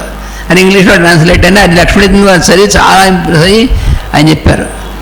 అతను ఉన్నాడు మంచి, చాలా మహానుభావుడు, మంచి యోగి అయినటువంటి వాడు, చాలా సత్ప్రవర్తన గలవాడు. అలాంటి వాడు ఒకసారి ఆయన అందరికీ కూడా ఇది చేస్తూ, అందరికీ మంచి చెబుతూ చేస్తుంటే ఒక చోట ఒక ఆవిడ వచ్చింటే, ఆవిడేమో అక్కడ ఏమిటి చేస్తే ఆవిడ వేశ్య అంటే వేశ్య అన్నాడు. అంటే అప్పుడు ఆవిడ వచ్చి అందరికి వచ్చి నాకు ఆయన నమస్కారం చేసింది. బెబ్బే నువ్వు చేస్తున్న పని బాగలేదు, నువ్వు బాగుపడాలి అని చెప్తే అలాగేనండి అని చెప్పి వచ్చి అవన్నీ వింటూ మెల్లిగా కొన్నాళ్ళు అయ్యేప్పటికి ఏమైంది, ఆవిడ బాగుపడింది. ఈయన ఆవిడ వేశ్య ధ్యానం చేస్తూ ఉండి కొన్నాళ్ళు అప్పుడు ఈయన చెడిపోయాట ఆ నవల. అలాగా మనం ఎప్పుడైనా సరే తప్పు చేసినటువంటి వాళ్ళని కేసు చూస్తూ వీళ్ళు పాపం చేశారు, వీళ్ళు తప్పు చేశారు అని కనుక మనం ఎక్కువసార్లు మన మనసు ఆ వైపుకి వెళ్ళిందా, కొన్నాళ్ళకి మనం కింద పడిపోతాం, వాళ్ళు బాగానే ఉంటారు. వాళ్ళు బాగుపడతారు, మనం అయిపోతాం. జాగ్రత్తగా ఉండాలని అది లక్ష్మీదేవి గారు చెప్పారు, మాస్టర్ గారు కూడా చెప్పారు. అలాంటి సందర్భం అన్నమాట అది. భగవంతుడు మనల్ని మెచ్చుకోడు అని అన్నారట మాస్టర్ గారు చెప్పిన మాటలవి. దాంతో నాకు జ్ఞానోదయం అయింది. మాస్టర్ గారు అన్న మాటలు కేవలం ఉపన్యాసం కాదని, నా పట్ల గట్టి ఉపదేశం అని ఆయన అనుగ్రహంతో ఆనాడే గ్రహింపగలిగాను. ఆ రోజు నుండి అటువంటి వారిని చూసినప్పుడల్లా ఈ సన్నివేశం గుర్తుకొస్తుంటుంది, నా నోటికి తాళం పడుతూ ఉంటుంది. అంటే మనకి ఇంట్లోనే ఎక్కడో అక్కర్లే, పెద్దవాళ్ళు అయిన తర్వాత మన తల్లిదండ్రులు పెద్దవాళ్ళు ఎవరో కొద్దిగా చాదస్తం పెరుగుతుంది వాళ్ళకి. పెరిగి వాళ్ళు 1-4 సార్లు చెప్పడం చేస్తూ ఉంటాం. వాళ్ళ ప్రవర్తనలో చిన్న చిన్న లోపాలలాగా మనకు కనిపించినవి ఏవైతే ఉన్నాయో చూసి వాళ్ళని చీదరించుకోవటమో, విసుక్కోవటమో, నిరాదరించడమో, లోపల ఒక రకమైన నెగటివ్ భావం కనుక మనకు ఏర్పడితే, పొరపాటు ఉన్నప్పటికీ ఉన్నారు కదా ఇక్కడ, నెక్స్ట్ స్టెప్లోకి వెళ్ళాలి అంటే నిజంగా పొరపాటే ఉండొచ్చు వాళ్ళలో, కానీ దాన్ని మనం స్మరించకూడదు, అవి చూడకూడదు. అంటే ఎక్కడో కాదు, ఆచరణ ఎక్కడ మొదలవ్వాలి? ముందు ఇంట్లో మనకు మొదలవ్వగలిగితే. ఎందుకంటే మొట్టమొదటి శిక్షణాలయం ఎక్కడున్నారు మాస్టర్ గారు? ఇల్లే విద్యాలయం. కాబట్టి ఇంట్లో మన తోటి వాళ్ళతో మనం కనుక మొదలు పెట్టగలిగితే, ముందు ఉట్టికి ఎగరలేనమ్మా స్వర్గానికి ఎగిరిందిట అంటే ఎలా ఉంటుంది? కాబట్టి ముందు ఇంట్లో ఉండే వాళ్ళతో మనం కనుక వాళ్ళలో లోటుపాట్లు ఉన్నా పెద్ద వయసులో ఉంటే, మనం పెద్ద వయసుకు వచ్చాక ఎలా అవుతామో మనం ఏంటో మనకి తెలియదు కదా, మిగతా వాళ్ళకి తెలుస్తూ ఉంటాయి. కాబట్టి వాళ్ళతో మనం చిరాకు పట్టడమో, లేకపోతే వాళ్ళ మీద క్లాస్ పీకటమో, లేదా వాళ్ళతో అనకపోయినా వేరే వాళ్ళకి వెళ్ళి మాస్టర్ గారు అంటారు, వెళ్ళి కంప్లైంట్స్ చేస్తూ ఉంటారట ఇంట్లో వాళ్ళ మీద, పాచి నోటితో అన్నారు మాస్టర్ గారు. మా కోడలు ఇట్లా, మా అత్త ఇట్లా, మా మామ ఇట్లా అంటున్నావుట అంటే నువ్వు ఉంది చాలా ఘోరమైన స్థితిలో ఉన్నావు గుర్తుపెట్టుకో అన్నారు. ఇందులో ఇప్పుడు మాస్టర్ గారు చెప్పినట్లు, మాస్టర్ గారు చెప్పిన మాటే, ఒకళ్ళు చేసిన తప్పును గురించి స్మరిస్తూ ఉంటే ఎంతసేపు స్మరిస్తున్నావో అంతసేపు నువ్వు ఆ తప్పు చేస్తున్నావు గుర్తుపెట్టుకో అన్నారు. అందువల్ల అంటే ఈ భాగవతం అంటే కేవలం భాగవతం పేరుతో ఉన్న పుస్తకమే భాగవతం కాదు. ఆ భాగవతం అంటే ఏమిటి, ఎట్లా మనం ఆ సాధనలో ఇదవ్వాలి అనేటువంటిది, ఎట్లా భాగవతం అంటే అందరిలో భగవంతుడిని చూడటం, అందులో ఎట్లా భగవంతుడిని చూడటం అనేది మనకు నేర్పారు మాస్టర్ గారు. ఇప్పుడు నేను చూస్తానంటే మాట ఇవ్వటం కాదు, వెళ్ళి వారం తర్వాత ఆయన కనుక్కొని ఆవిడికి ఆ భర్తల దగ్గరికి చేర్చడానికి కావాల్సిన ప్రయత్నం అంతా ఆయన ఎలా చేశారు అనేటువంటిది అన్నమాట. తర్వాత దీనిలో ఇంకొక ఇన్సిడెంట్, అన్నీ మొత్తం భాగవతమే, ప్రతి ఇన్సిడెంటు ఆ చెరుకు గడలో ఒకదాని తర్వాత కణుపు దాటిన కొద్దీ ఇంకా మాధుర్యం పెరిగినట్లు అలాగే ఉంటాయి ప్రతి ఇన్సిడెంటు కూడా. మాస్టర్ గారు మొట్టమొదట డిస్పెన్సరీ అనేటువంటిది మొబైల్ డిస్పెన్సరీ అన్నమాట. అంటే నడుచుకుంటూ ఆ మందుల పెట్టెలు పట్టుకొని వెళుతూ అనేక చోట్లకు వెళ్ళి మందులు ఇవ్వటం అనేది మొదలుపెట్టారట. అలా 1 సంవత్సరం పాటు ఏమో సాగిన తర్వాత ఇక లాభం లేదు అని అప్పుడు డిస్పెన్సరీ పెట్టింది. సరే, అలా డిస్పెన్సరీ పెట్టి నడుస్తూ ఉన్న కొత్తల్లో మాస్టర్ గారి దగ్గర గోవర్ధన్ అనేటువంటి ఆయన ట్రైనింగ్ బాగా అయ్యి ఉన్నటువంటి సమయం అంట. వాళ్ళిద్దరూ రోడ్డు మీద నడుచుకుంటూ వెళుతూ ఉంటే ఉన్నట్టుండి ఒక ఆయన పరిగెత్తుకుంటూ వచ్చి, అయ్యా కృష్ణమాచార్య అంటే మీరేనా అని అడిగారట. ఈ 1966 ఆ ప్రాంతాల సంగతి ఇది. అనగానే నేనేనన్నట్ట, అయ్యా మా ఆవిడ కేజీహెచ్ హాస్పిటల్లో అంటే గవర్నమెంట్ హాస్పిటల్లో ఉంది విశాఖపట్నంలో, చావు బతుకుల మధ్య ఉంది, డాక్టర్లు చేతులు ఎత్తేసారు, వాళ్ళు చెప్పారు చివరి ప్రయత్నంగా కృష్ణమాచార్య గారు ఉంటారు ఆయన కలవండి అని, మీరే రక్షించాలి అని వచ్చారట. ఆయన అక్కడే రోడ్డు మీదే లక్షణాలు ఏమిటని అడిగారట. చెప్పగానే ఏం భయం లేదో అని చెప్పి ఒక మందు పేరు చెప్పి, ఈ మందు షాపులో కొనుక్కొని వెళ్ళి వేసేయి ఇంకేం పర్లేదన్నారట. ఆయన అలాగే నమస్కారం పెట్టి వెళ్ళిపోయాట. ఆయన వెళ్ళిన ఒక 2-3 నిమిషాల తర్వాత 5 నిమిషాల తర్వాత మాస్టర్ గారండి, మాస్టర్ గారి దగ్గరే వైద్యం నేర్చుకుంది గోవర్ధన్ గారు, ఈ లక్షణాలకి ఈ మందు కాదు కదండి, ఈ మందు కదా పడాల్సింది అని ఇంకో మందు పేరు చెప్పారట. అవునాయి కరెక్టే నువ్వు చెప్పింది అన్నారట. అంటే మరి ఎట్లా అండి ఇప్పుడు అన్నారట. అదే సర్దుకుంటుందిలే అన్నారట. ఈయనకు అర్థం కాదు అదే సర్దుకోవటం ఏమిటి, ఈయనకి నిద్ర పట్ల రాత్రి ఇంటికి వెళ్ళాక కూడా, ఎందుకంటే అవతల సాగు బతుకుల మధ్య ఉన్న ఆవిడ కరెక్ట్ మందు కాకుండానే ఇంకో మందు చెప్పారు ఈయన. మళ్ళా పోనీ నువ్వు రాంగో ఇదే అయినా కదా నేర్పింది, కాదో ఎందుకంటే ఆయన చెప్పారా, లేదు కరెక్టో అని చెప్పి ఆయన సమర్థించి అదే ముందు నువ్వు చెప్పిందే కరెక్ట్ అన్నారు. ఇక మరోజు ఉదయం ఆయన పెద్దరాడు లేచి రెడీ అయ్యి పరిగెత్తుకుంటూ మాస్టర్ గారి ఇంటికి వెళ్ళారట. ఎందుకంటే ఏంటి ఆ కేసు గురించి ఏమన్నా మళ్ళీ అతను వచ్చాడా ఏమైనా తెలుస్తుందని వెళ్ళారట. వెళ్ళిన తర్వాత మాస్టర్ గారండి ఆ కేసు గురించి అన్నట్టు, సర్దుకుంటుంది లేవో అని చెప్పారు. సర్దుకుంటుంది లేవో అన్నట్ట. ఇంతలోకి ఆ పేషెంట్ ఆ భర్త వచ్చాట అక్కడికి. వస్తూనే ఇతను చూస్తున్నట్ట ఏం చెబుతాడా అని. అయ్యా మీ దయ వల్ల మందు వేసిన కాసేపటికి సర్దుకున్న ఆవిడకి అంతా బాగా ఉందండి ఆవిడ, అంటే అసలు చనిపోతున్న ఆవిడ నార్మల్ అయిపోయింది కొన్ని గంటల్లో అన్నట్ట. అనగానే అని ఇదిగోండి మీరు చెప్పిన మందు కొనేసాను అని చెప్పి సీసా తీసుకొచ్చి ఇచ్చాట. ఎందుకంటే అతనికి ఏం హోమియో తెలియదు కాబట్టి అతనికి తీసుకున్నాడు, ఇచ్చాడు. వెంటనే మాస్టర్ గారు నవ్వుతూ ఇతనికి ఇచ్చారట. ఈయన ఆదుర్దాగా చూశాడు. ఈయన ఏ పేరు చెప్పాడు, ఎవరు పక్కన గోవర్ధన్ గారు ఏ మందు వేయాలని చెప్పారో ఆ మందు పేరుంది ఆ సీసా మీద. మరి షాపుకి వెళ్ళి ఆ మందు పేరు చెప్పడు కదా, ఎందుకంటే హోమియో తెలియని వాడు కొత్త మందు పేరు ఎలా చెబుతాడు? ఏ మందు పేరో అది గుర్తు రాసి ఇచ్చారో అదే చెప్పాడు. మరి షాప్ వాడు అది ఎందుకు ఇచ్చాడు? సర్దుకుంటుంది అంటే ఎన్ని ప్లేన్స్లో వాళ్ళు ఎన్ని మాయలు చేస్తారో ఎలా చేస్తారో అనేటువంటి ఇన్సిడెంట్ ఒకటి ఇందులో ఇచ్చారు. అసలు ఆ గోవర్ధన్ గారు ఎలా అట్రాక్ట్ అయ్యాడు మాస్టర్ గారి దగ్గరికి అనేది కూడా దీనిలో మొదట ఇచ్చారు. ఆయన అప్పటికే ఒక ఆఫీసులో పనిచేస్తూ ఉన్నారు, గవర్నమెంట్ ఎంప్లాయీ. అయితే మాస్టర్ గారు హోమియో క్లాసులు నిర్వహిస్తున్నారట అని విన్నారట. ఒక తెలుగు మాస్టర్, అది కూడా ఒక తెలుగు మాస్టర్ గారు ఇంగ్లీష్లో హోమియో పాఠాలు చెబుతారట. వైద్య విధానం ఏమిటి, హోమియో అంటే ఒక వైద్యం కదా, ఆ విధానం గురించి ఇంగ్లీష్లో అది కూడా తెలుగు మాస్టర్ గారట. అసలు దీని సంగతి ఏంటో చూద్దామని వెళ్ళారట. వైద్యం నేర్చుకుందాం ఇవన్నీ కాదు, ఆయన ఫ్రెండ్ కూర్చున్నారట. ఆ మొదటి క్లాస్లోనే అసలు ఆ క్లాసు వింటుంటేనే మామూలుగా లేదు. ముందు ఒక ఒపీనియన్ కలిగింది, ఆయన బాగా ఇంటెలిజెంట్ ఫెలో, చాలా మామూలు వాడు కాదు, ప్రజ్ఞావంతుడు అని. అలా కొన్ని క్లాసులు వెళ్ళిన తర్వాత ఓ రోజు చూసి ఇన్ని ఏమై అని గోవర్ధన్ కాకుండా ఇంకో పేరుతో పిలిచారట. ఏంటంటే ఆ పేరుతో, నీ పేరు అదే కదా అన్నారట. కాదండి గోవర్ధన్ అంటే, కాదులే అదేలే నీ పేరు అన్నారట. ఇంటికి వెళ్ళి వాళ్ళ అమ్మని అడిగారట, అవునైనా కరెక్టే నీకు పెట్టింది అదే పేరు, కానీ నువ్వు గోవర్ధన్ తర్వాత పిలువబడ్డావు కానీ నీ పేరు అదే అన్నారట. ఇది మాస్టర్ గారికి ఎలా తెలిసింది? ఈయనకే తెలియదు, వాళ్ళ అమ్మని అడిగితే తెలిసింది. దాంతో అమ్మో ఈయన మామూలు వాడు కాదు అంటే ముందు ఏదో ఒక భావంతో దగ్గర అవ్వటం, తర్వాత ఇంకా ఆయన సేవా విధానము, ఆయన అహర్నిశలు అలా నడుచుకుంటూ వెళుతూ ఉంటే అట్రాక్ట్ అయ్యి ఆయనతో పాటు సరే ఆయనలో వైద్యంలో నిష్ణాతులు అయ్యారు, అది బాగానే ఉంది. ఓసారి మాస్టర్ గారు 10వ ఎక్కడికో తీసుకెళ్ళారట. వెళుతూ ఉండగా అలా కొద్ది దూరం వెళ్ళాక ఒక ఇంటి ముందుకు వెళ్ళగానే మాస్టర్ గారి చేతిలో అదే పక్కన మందులు పెట్టి ఈయన మోస్తున్నాడు. టక్కన ఆ మందులు పెట్టి తీసేసుకున్నట్ట మాస్టర్ గారు. ఆయన తీసుకొని తలుపు తెరిచి, రండి సార్ రండి, ఏది తన శిష్యుడిని తన దగ్గర స్టూడెంట్ని పట్టుకొని రండి సార్ అని లోపలికి తీసుకెళ్ళి, పెద్ద డాక్టర్ గారు వచ్చారు అని చెప్పి హడావుడి చేసి అక్కడ కూర్చోబెట్టి ఏమో గౌరవిస్తూ, ఇదిగోండి సార్ ఇప్పటిదాకా ఈ మందులు వేసాను వీరికి తగ్గట్లేదు అని చెప్పి ఆ లక్షణాలని చెప్పారట. చెప్పగా నేను వెంటనే ఆయన అర్థం చేసుకోగలిగాడు కొంత, కాబట్టి అక్కడ సరిపోయింది. మంచి జూపిటర్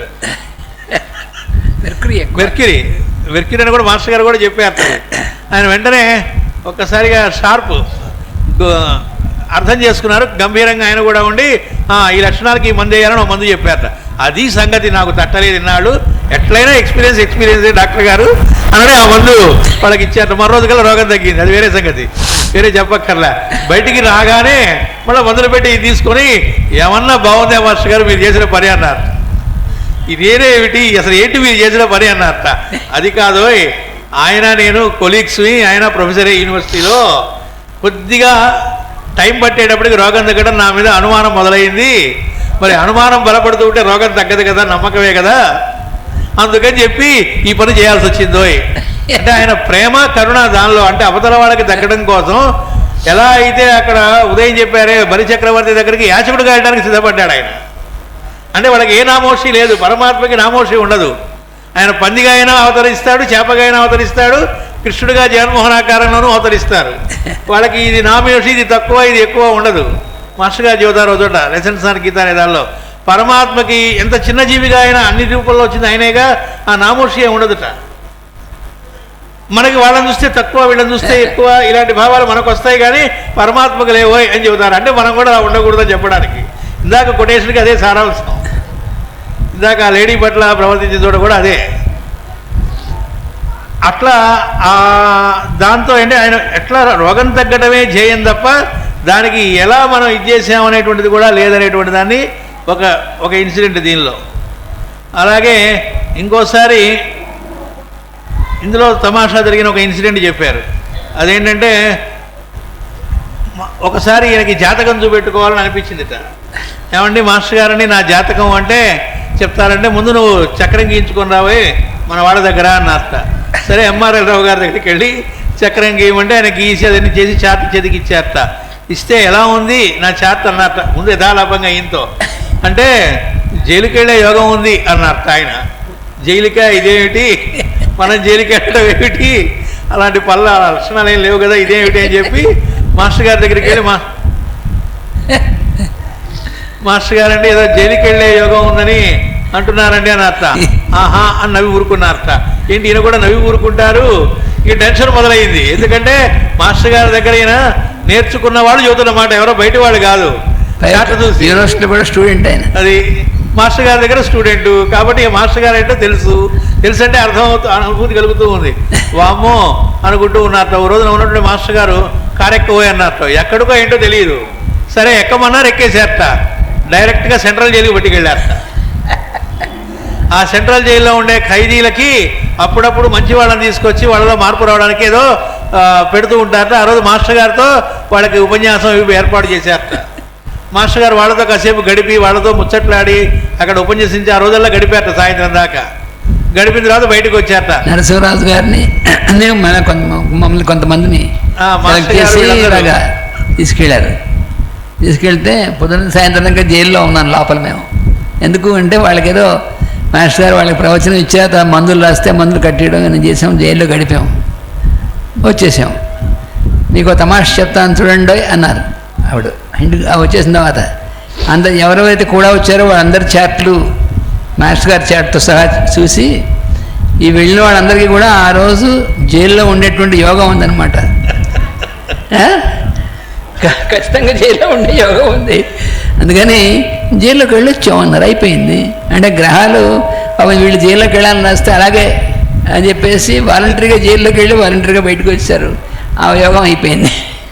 కానీ ఎలా వెళ్ళొచ్చారంటే చాలా గౌరవంగా విఐపీ లాగా వెళ్ళొచ్చారు, ఖైదీలుగా కాకుండా. అంటే గురువు అనుగ్రహం ఉంటే ఎలా ఆ జాతకాలని ఆయన ఎలా ఇది చేస్తారో చూడండి అనే దాన్ని తెలియజేస్తూ అనుభవాన్ని ఆయన తెలియజేశారు. అంటే గురువు అనుగ్రహం ఎటువంటి గ్రహస్థితి కంటే ఏమన్నా సరే న్యూట్రలైజ్ చేయగలదు. అంటే ఎలా చేస్తున్నాను దానికి ఎగ్జాంపుల్స్.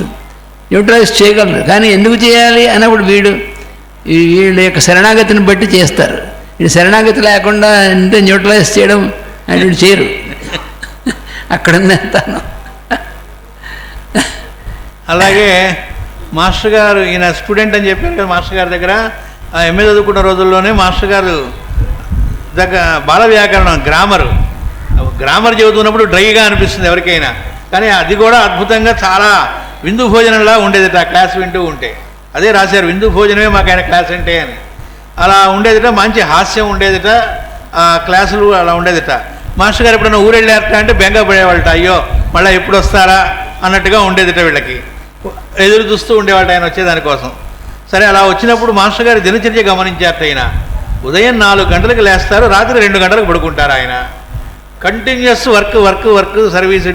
అది కాసేపు పాఠాలు కావచ్చు, మందులు ఇవ్వటం కావచ్చు, ఇంకోటి కావచ్చు. ఇలా ఉండి కూడా ఆ మొహంలో ఆ తేజస్సు ఏమిటి, అలసట లేకపోవడం ఏమిటి, ఆ ఉత్సాహం ఏమిటి. ఆయన ఉత్సాహంగా ఉండడం కాదు, అక్కడికి వెళ్ళేటప్పటికి మనకి ఉత్సాహం అద్భుతంగా కలుగుతూ ఉండే. అది చూసి ఆయన అడిగారట, ఇంతమంది చుట్టూ చేరుతూ ఉంటారు, మరి ఇంతమంది ఒక రోజున మనకు చుట్టూ 100 మంది చేరి రకరకాల పనులకి మన దగ్గరకు వచ్చారనుకోండి, హెక్టిక్గా ఫీల్ అవుతాం.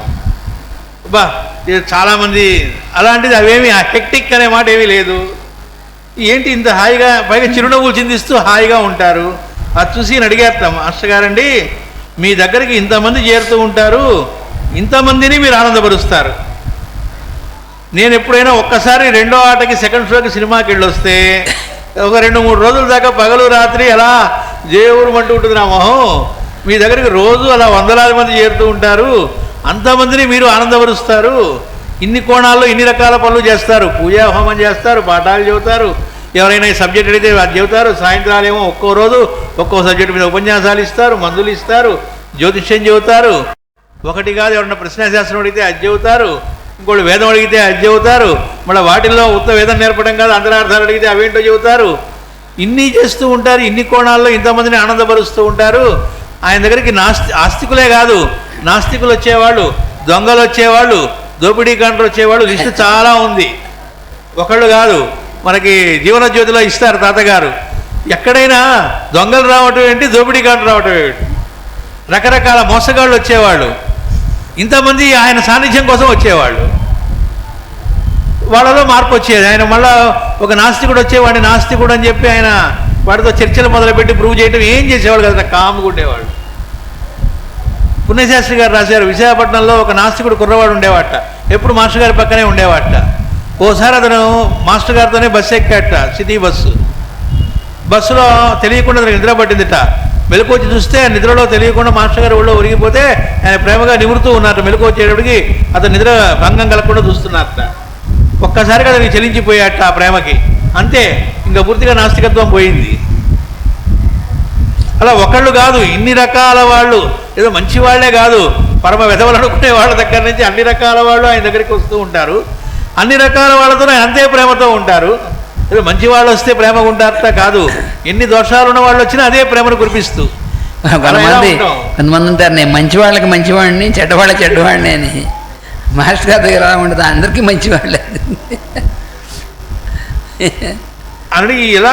ఇన్ని ఎలా మీరు చేయగలుగుతున్నారండి అన్నారట. అంటే మాస్టర్ గారు చిరునవ్వు నవ్వి, అది ఆచరించినప్పుడు తప్ప దాని గురించి ఇప్పుడు నీకు ఎంతగా ఉపన్యాసం చెప్పినా అర్థం కాదులే. ఆ రోజు వచ్చినప్పుడు నేనే నీకు కబురు పంపిస్తాను, మన వాళ్ళందరినీ తీసుకుని మొహమాటపడకుండా రా అన్నారట. ఒక రోజున అనుకోకుండా అలాగే 10 రోజులు అయిందో లేదో కరెక్ట్గా 10 days గ్యాప్తో మాస్టర్ గారు అర్జెంటుగా రమ్ము అని కబురు వచ్చిందట. ఈయన హాస్టల్లో ఉంటూ ఉన్నాడు. వెంటనే ఆయన మిత్రులు ఎవరు, మోపిదేవి కృష్ణస్వామి గారు, ఇంకొక ఆయన రాంబాబు అనేటువంటి ఆయన, వీళ్ళందరూ ఆదరాబాద్గా రెడీ అయ్యి వెళ్ళారట. రాగానే మీకోసం ఎదురు చూస్తున్నారు అండోయ్ అన్నారట. రెడీగా 2 ట్యాక్సీ లాగున్నాయట, ఎక్కండోయ్ అన్నారట. ఎక్కడికో తెలియదు, ఎక్కేసారట. అది అలా తీసుకొని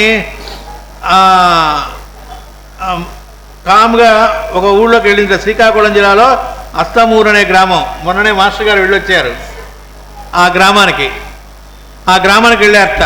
ఒక్కసారిగా మాస్టర్ గారు వచ్చారని ఎలా తెలిసిందో, ఊరు మొత్తం పెద్దవాళ్ళు చిన్నవాళ్ళు తల్లుల్ని చంకన బిడ్డలు ఎత్తుకున్న తల్లులు మొత్తం కూడా ఊరు వచ్చారట. బృందావనంలాగా అనిపించింది. వస్తే అందరూ రైతులు, లేకపోతే ఆ రైతు కూలీలు, ఇలాంటి వాళ్ళు అందరూ ఆ గ్రామంలో ఉంది.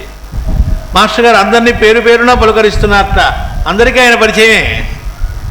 వాళ్ళందరూ కూడా మంచి విందు ఏర్పాటు చేశారట. వీళ్ళందరికీ తిన్నారట, బాగుంది అనుకున్నారట. ఆయన అది అయిన తర్వాత 10ంటికి ఇంకేముంది పడుకోవటమే అనుకున్నట్టు. ఆయనకి నిద్ర టైం ఉంటుంది 10ంటికి అనుకుంటే అప్పుడు మాస్టర్ గారు ఉపన్యాసం ప్రారంభమైందిట. ఇదే ముహూర్తం అండి, రాత్రి 10ంటికి పడుకోవడం కాకుండా ఇక్కడ ఉపన్యాసం ఏమిటి, ఈ అర్ధరాత్రి వేళ ఉపన్యాసాలు ఏమిటి, ఈ గ్రామస్తులకు వేళ్ళంటూ ఉంటుందా, ఎప్పటికీ ఈ కార్యక్రమం ముగిసేది, ఎప్పుడు మేము విశాఖపట్నం వెళ్ళేది అనుకున్నట్టు మనసులో అనుకుంటూ పందిరిలో ప్రవేశించారట. నిద్ర ఆగట్లేదుట. సరే, అక్కడ పందిరికి ఉండే గడకర్రకు దానికి శరీరాన్ని పెట్టి మంచి నిద్రలోకి వెళ్ళిపోయాట. ఈయన కాసేపటికి మెలకు వచ్చిందిట. మెలకు వచ్చేప్పటికి మంచి ఉపన్యాసం అద్భుతంగా సాగుతూ ఉందిట. చూస్తే చుట్టూ అందరూ కూడా మేలుకొని ఇలా వింటూ ఉన్నారట. ఈయనకే సిగ్గేసిందిట. టైం చూస్తే అర్ధరాత్రి దాటిపోయిందిట. 12 దాటిపోయింది. 10ంటికి మొదలైన ఉపన్యాసం. సరే, 12:30 దాకా ఉపన్యాసం సాగిందిట. అది అయిపోయిన తర్వాత జనం అందరూ లేస్తూ ఉండగా అప్పుడు ఉన్నటువంటి మైక్ దగ్గర నుంచి అనౌన్స్మెంట్ వచ్చిందిట. మందులు అవసరం ఉన్న వాళ్ళని మాస్టర్ గారు ఆగమంటున్నారు అంటే మిగతా వాళ్ళు వెళ్ళిపోవచ్చు ఇళ్ళకి అని. వాళ్ళందరికీ మందులు ఇచ్చాక ఆయన బయలుదేరతారట అని ప్రకటనట. అది వినంగానే అనుకున్నారట, ఈ పెద్ద మనిషికి చాదస్తమే కానీ ఈ అర్ధరాత్రి వేళ ఎవడు మందులు తీసుకుంటాడు అనుకున్నట్టు. ఈయన అందరూ వెళ్ళిపోతారులే, ఈయన అంటే మాత్రం వాళ్ళు ఆగుతారా వెళ్ళిపోకుండా అని. అటు చూస్తే పెద్ద క్యూ మొదలైందిట. ఏమిటి క్యూ అంటే మందుల కోసం అన్నారు. అనగానే అప్పుడు అనుకున్నారట, వీళ్ళందరూ కనుక ఇలా మందులు తీసుకుంటే మనకి జాగరణ ఈరోజు, ఎప్పటికీ తెలియలేదు ఇదంతా అనుకున్నారట. అనుకుంటూ ఉండగా ఎవరో పెద్ద ఆయన వచ్చి, బాబు మీరు మాస్టర్ గారితో వచ్చిన వాళ్ళు మీరైనా కారణం అన్నట్ట. అవునండి అన్నట్ట. అంటే మాస్టర్ గారు మిమ్మల్ని రమ్మంటున్నారన్నట్ట. ఈయన అనుకున్నట్ట, బహుశా ఎక్కడో అరేంజ్ చేసి ఉంటారు పడుకోవడానికి మనకి వసతులు, వెళ్ళి హాయిగా పడుకోవచ్చు వెళ్ళారట. వెళ్ళగానే ఏమోయ్ కొద్దిసేపు అలా మందులు ఇస్తాను, కాస్త పొట్లాలు కడతారో అన్నట్ట. ఇది చేసేది లేక తల బుర్రలు ఊపారట. వెళ్ళి మందులు కట్టవు, వాటిలో చీటీలు కట్టవు. ఒక్కొక్కళ్ళు ఒక్కొక్క పని ఎలా పచ్చని చెప్పాలి. ఒకళ్ళు కృష్ణస్వామి గారేమో మంచి వేడివేడి ప్రాసలతో పచ్చము మందులు ఎలా వేసుకోవాలి అవి చెబుతున్నారట. ఈయనేమో మందులు కట్టే పనిట, ఒకళ్ళేమో పేర్లు పిలిచే పని. ఇట్లా ఒక్కొక్కళ్ళు ఒక్కొక్క పనిలో వీళ్ళు అంతా. వాడికి టైం తెలియలేదట. ఇంతలోకి మొత్తం పూర్తయ్యేటప్పటికి టైం చూసుకుంటే తెల్లారుతో 4:30. మొత్తం జాగరణే. అప్పుడు మళ్ళీ మొత్తం మూసేసిన తర్వాత మళ్ళా ఒక సన్నని తుషార బిందువులు అట్లా సన్నగా వర్షం లైట్గా కురిసిందిట. వాళ్ళకి ఒక్కసారిగా గంగా నదిలో స్నానం చేసినంత ఆనందం కలిగిందిట. మంచి హుషారు అనిపించిందిట. అలసట కానీ అలసత్వం కానీ ఏం అనిపించలేదట. పైగా ఉత్సాహం రెండింతలు ఎక్కువైందిట. అప్పుడు మాస్టర్ గారి దగ్గరికి పరిగెత్తుకుంటూ ఈయన వెళ్ళి ఉండబట్టలేక వెళ్ళారట. అంతనే మాస్టర్ గారు చూస్తూనే, పాపం మీకు రాత్రంతా నిద్ర లేకుండా చేశాను, వెళ్ళి కాసేపు పడుకోండి అన్నారట. అంటే మాకు ఇప్పుడు చాలా ఆనందంగా ఉంది మాస్టర్ గారు, మేము మీ దగ్గరికి రాబోతుంటే మా మీద సన్నని తుషారం పడింది, దాంతో మాకు ఎనలేని శక్తి వచ్చింది, రోజు మమ్మల్ని ఇలాగే మీతో త్రిప్పుకుంటూ ఉండండి అని అన్నారట. అనగానే అప్పుడు మాస్టర్ గారు అన్నారట, అంతకంటేనా తప్పనిసరిగా తీసుకెళ్తాను, నాకు కావాల్సింది కూడా అదేగా అని అంటూ ఈ రాజుగారి వంక చూసి, ఏం రాజు, నువ్వు నన్ను అడిగిన ప్రశ్నకు తగిన సమాధానం దొరికినట్లేనా? 10 రోజుల క్రితం అడిగారు కదా, ఇంత ఉత్సాహంగా ఎలా ఉంటారు, మీకు అలసట రాదా అని, నీకు తృప్తి కలిగినట్లేనా అంటూ అప్పుడు చెప్పారట. చూసావా ఇప్పుడు మీలో ఎంత ఉత్సాహం తొంగి చూస్తుందో, ఇవే మనం జీవించి ఉన్న క్షణాలు. అంటే మనల్ని మనం మర్చిపోయి ఇంకోళ్ళ కోసం మనం బ్రతుకుతూ ఉంటే ఆ బ్రతుకుతున్నామని కూడా గుర్తుండదు. అలా ఉన్న క్షణాలేవో అవే జీవించిన క్షణాలు. ఇది నిత్యం మనం చేయవలసిన పని. ఈ పనిలో మనం అలసిపోవడం, నలిగిపోవడం, కుమిలిపోవడం ఉండదు. ఎందుకోసమో తెలుసా? ఇక్కడ మనం మన స్వార్థాన్ని వదిలేసుకొని 10 మంది కోసం కలిసి పనిచేశాం, పరుల కోసం పాటుపడుతున్నాం కాబట్టి మనకు కావలసిన ప్రాణశక్తిని ఆ పరాత్పరుడే మనకు అందిస్తుంటాడు. ఆ దివ్య చైతన్యపు వెలుగులో అందరం ఆనందమయమైన మార్గంలో పనిచేసుకుంటూ పోతాం. ఇలాంటి చోట మన వ్యక్తిత్వాలు పనిచేయవు. ఇక్కడ మన ద్వారా పని జరగడం ఉంటుంది కానీ మనం చేయటం ఉండదు. వీటినే యజ్ఞాలు అన్నారు ఋషులు. ఈ నిత్యం ఇలాంటి యజ్ఞాలలో పాల్గొనడం వలన మన జీవితమే ఒక యజ్ఞంగా మారిపోతుంది. ఈ యజ్ఞ ఫలాన్ని ఎదుటివాడే ఆనంద రూపంలో అనుభవిస్తాడు. అందుకనే ఈ కర్మలు మనకు అంటవు. అంటని కర్మ ముక్తికి దారితీస్తుంది. చూడండి ఎంత దూరం తీసుకెళ్ళిందో, అది ఎంతటి గొప్పది. ఆ డిస్పెన్సరీ సర్వీస్ ఏదో జస్ట్ ఏదో కాలక్షేపానికో లేదా కాసేపు మన బాధలు మర్చిపోవడానికో మాత్రమే కాదు, అది ఎక్కడి దాకా దారితీస్తుంది మన యాటిట్యూడ్ని బట్టి అనేటువంటి తెలియజేస్తున్నారు. నువ్వు వేసింది చిన్న ప్రశ్న అయినా సమాధానం ఇంతగా ఆచరణ రూపంలో చూపించవలసి వచ్చింది. తరచూ మిమ్మల్ని ఇలాగే నాతో తీసుకువెడుతూ ఉంటాను, కాదనకుండా రావడానికి ప్రయత్నం చేయండి. అంటే ఎవరి కోసం? ఆయనకే లాభం. వీళ్ళు వస్తే వాళ్ళ ఇంటికి వచ్చి మళ్ళీ అక్కడి నుంచి బయలుదేరి ఇంటికి వచ్చి కాలకృత్యాలు తెచ్చుకొని మళ్ళీ విశాఖపట్నంకి 8 అయిందిట. మళ్ళీ మాస్టర్ గారు వెంటనే యూనివర్సిటీకి. అంటే రోజుకి 22 గంటలు పనిచేసినప్పటికీ మాస్టర్ గారు అలా ఎలా ఉంటారు అనేటువంటి దాన్ని ఆయన ఆచరిస్తూ, మేము ఉపన్యాసాలు చెప్పడం కాదుగా, మీరు చేయండి అనలేదుగా, ఆయన ఆచరిస్తూ చూపెట్టడం అనేటువంటిది చేశారు మాకు అనేటువంటి దాన్ని ఒక ఇన్సిడెంట్ దీనిలో చెప్పారు. ఆ తర్వాత దీనిలో ఇంకో ఇన్సిడెంట్ మాస్టర్ గారు తెలియజేసింది. భూత సంస్కారం దాని పేరు. అది 72వ సంవత్సరం చలికాలంట. ఓ రోజున మాస్టర్ గారు రామాలయంలో సాయంత్రం పూట ప్రవచనం. రోజు రామాలయంలో రైల్వే న్యూ కాలనీలో ఉండే దానిలో ఆయన ప్రసంగం చేస్తూ ఉంటారు కదా. ఆ ప్రసంగం పూర్తయిన తర్వాత అక్కడి నుంచి డైరెక్ట్గా ఒక జీప్ ఎక్కారట. ఎక్కుతూ అందులో ఎంఆర్ఎల్ రావు గారిని, సిహెచ్ఎస్ఎన్ రాజు గారిని, తర్వాత ఈయనని ముగ్గురిని ఎక్కించుకున్నారట. ఆ వెంటనే ఒక ఇంటి ముందు ఆగిందిట ఆ జీపు. అందులోకి వెళ్ళగానే ఆ గదిలో మధ్యలో మంచానికి నడుముగా ఒక ఆవిడ కూర్చొని ఉందిట. భయంకరంగా కేకలు పెడుతూ ఉందిట. ఇంట్లో వాళ్ళంతా భయపడిపోతూ ఉన్నారట. మాస్టర్ గారు కామ్గా వెళ్ళి ఆవిడ ఎదురుకుండా ఒక కుర్చీ వేసుకొని కూర్చొని ఆవిడ కళ్ళలోకి అలా చూసేట కొన్ని క్షణాలంతే. అంత పెద్ద ముత్తైదువ మరుక్షణంలో పెద్దగా రోధిస్తూ మంచం మీద కుప్పబడిపోయింది, అలా కూలిపోయి. ఆవిడ వెంటనే మాస్టర్ గారు ఇంట్లో వాళ్ళని చూసి ఈవిడ లేవగానే ఈవిడికి వెంటనే వేడివేడి కాఫీ ఇవ్వండి అన్నారట. అని వెళ్ళిపోయారట. వెళ్ళిపోయి మళ్ళీ జీపులో కూర్చున్నారట. అక్కడి నుంచి ఏం జరిగిందో అడగడానికి వీళ్ళకి భయంగా ఉంది మిగతా ముగ్గురికి. ఎందుకంటే గంభీరంగా ఉన్నారు. అడగాల వద్దా, జరిగింది అంటే ఆగలేకుండా ఉన్నారు. సరే అలా డాబా గార్డెన్స్లోకి వెళ్ళిపోయారట. ఆ ముగ్గురిని దింపారట. నెమ్మదిగా ఆయన జీలన్ శాస్త్రి గారు ఉండే ఇంటికి దారి తీశారట. శాస్త్రి గారు ఊళ్ళో లేరు, తాళాలు ఇచ్చారట. ఆ రాత్రికి అక్కడ ఏదో ఉండమనో ఏదో మొత్తానికి. మాస్టర్ గారు ఆ ఇంట్లో ఆ పూట కాలక్షేపం చేయదలుచుకున్నారు ఆ రాత్రికి. సరే తాళం తీసి లోపలికి వెళ్ళారట. వెళ్ళిన తర్వాత మళ్ళీ ఈ ముగ్గురు చేరారట అక్కడికి. ఎంఆర్ఎల్ రావు గారు, సిహెచ్ఎస్ఎన్ రాజు గారును, అమలాపురం రాజు గారు. మాస్టర్ ఏమిటి ఆవిడ అకస్మాత్తుగా అలా ఏడ్చింది, మళ్ళీ మీరు అలా చూసంగానే పడిపోయింది, ఏం జరిగింది అన్నారట. ఏం జరిగిందో చూడలేదా, దయ్యం గారు ఆవిడని వదిలిపెట్టి వెళ్ళిపోయింది అన్నారట. అంటే అప్పటిదాకా దయ్యం పట్టుంది, కళ్ళతో అలా చూసేటప్పటికి ఆ దయ్యం వదిలిపోయింది. ఆవిడ కుప్ప గురిందంటే దయ్యం వదిలిపోయింది. అందుకే ఆవిడ కాఫీ పట్టండి అన్నారు ఆ నీరసం తగ్గడానికని. అనగానే వీళ్ళైతే ఇప్పుడు ఆ దయ్యం ఎక్కడుందని అడిగారట. ఎక్కడుండవేటో నాతో పాటు తీసుకొచ్చా అన్నారట.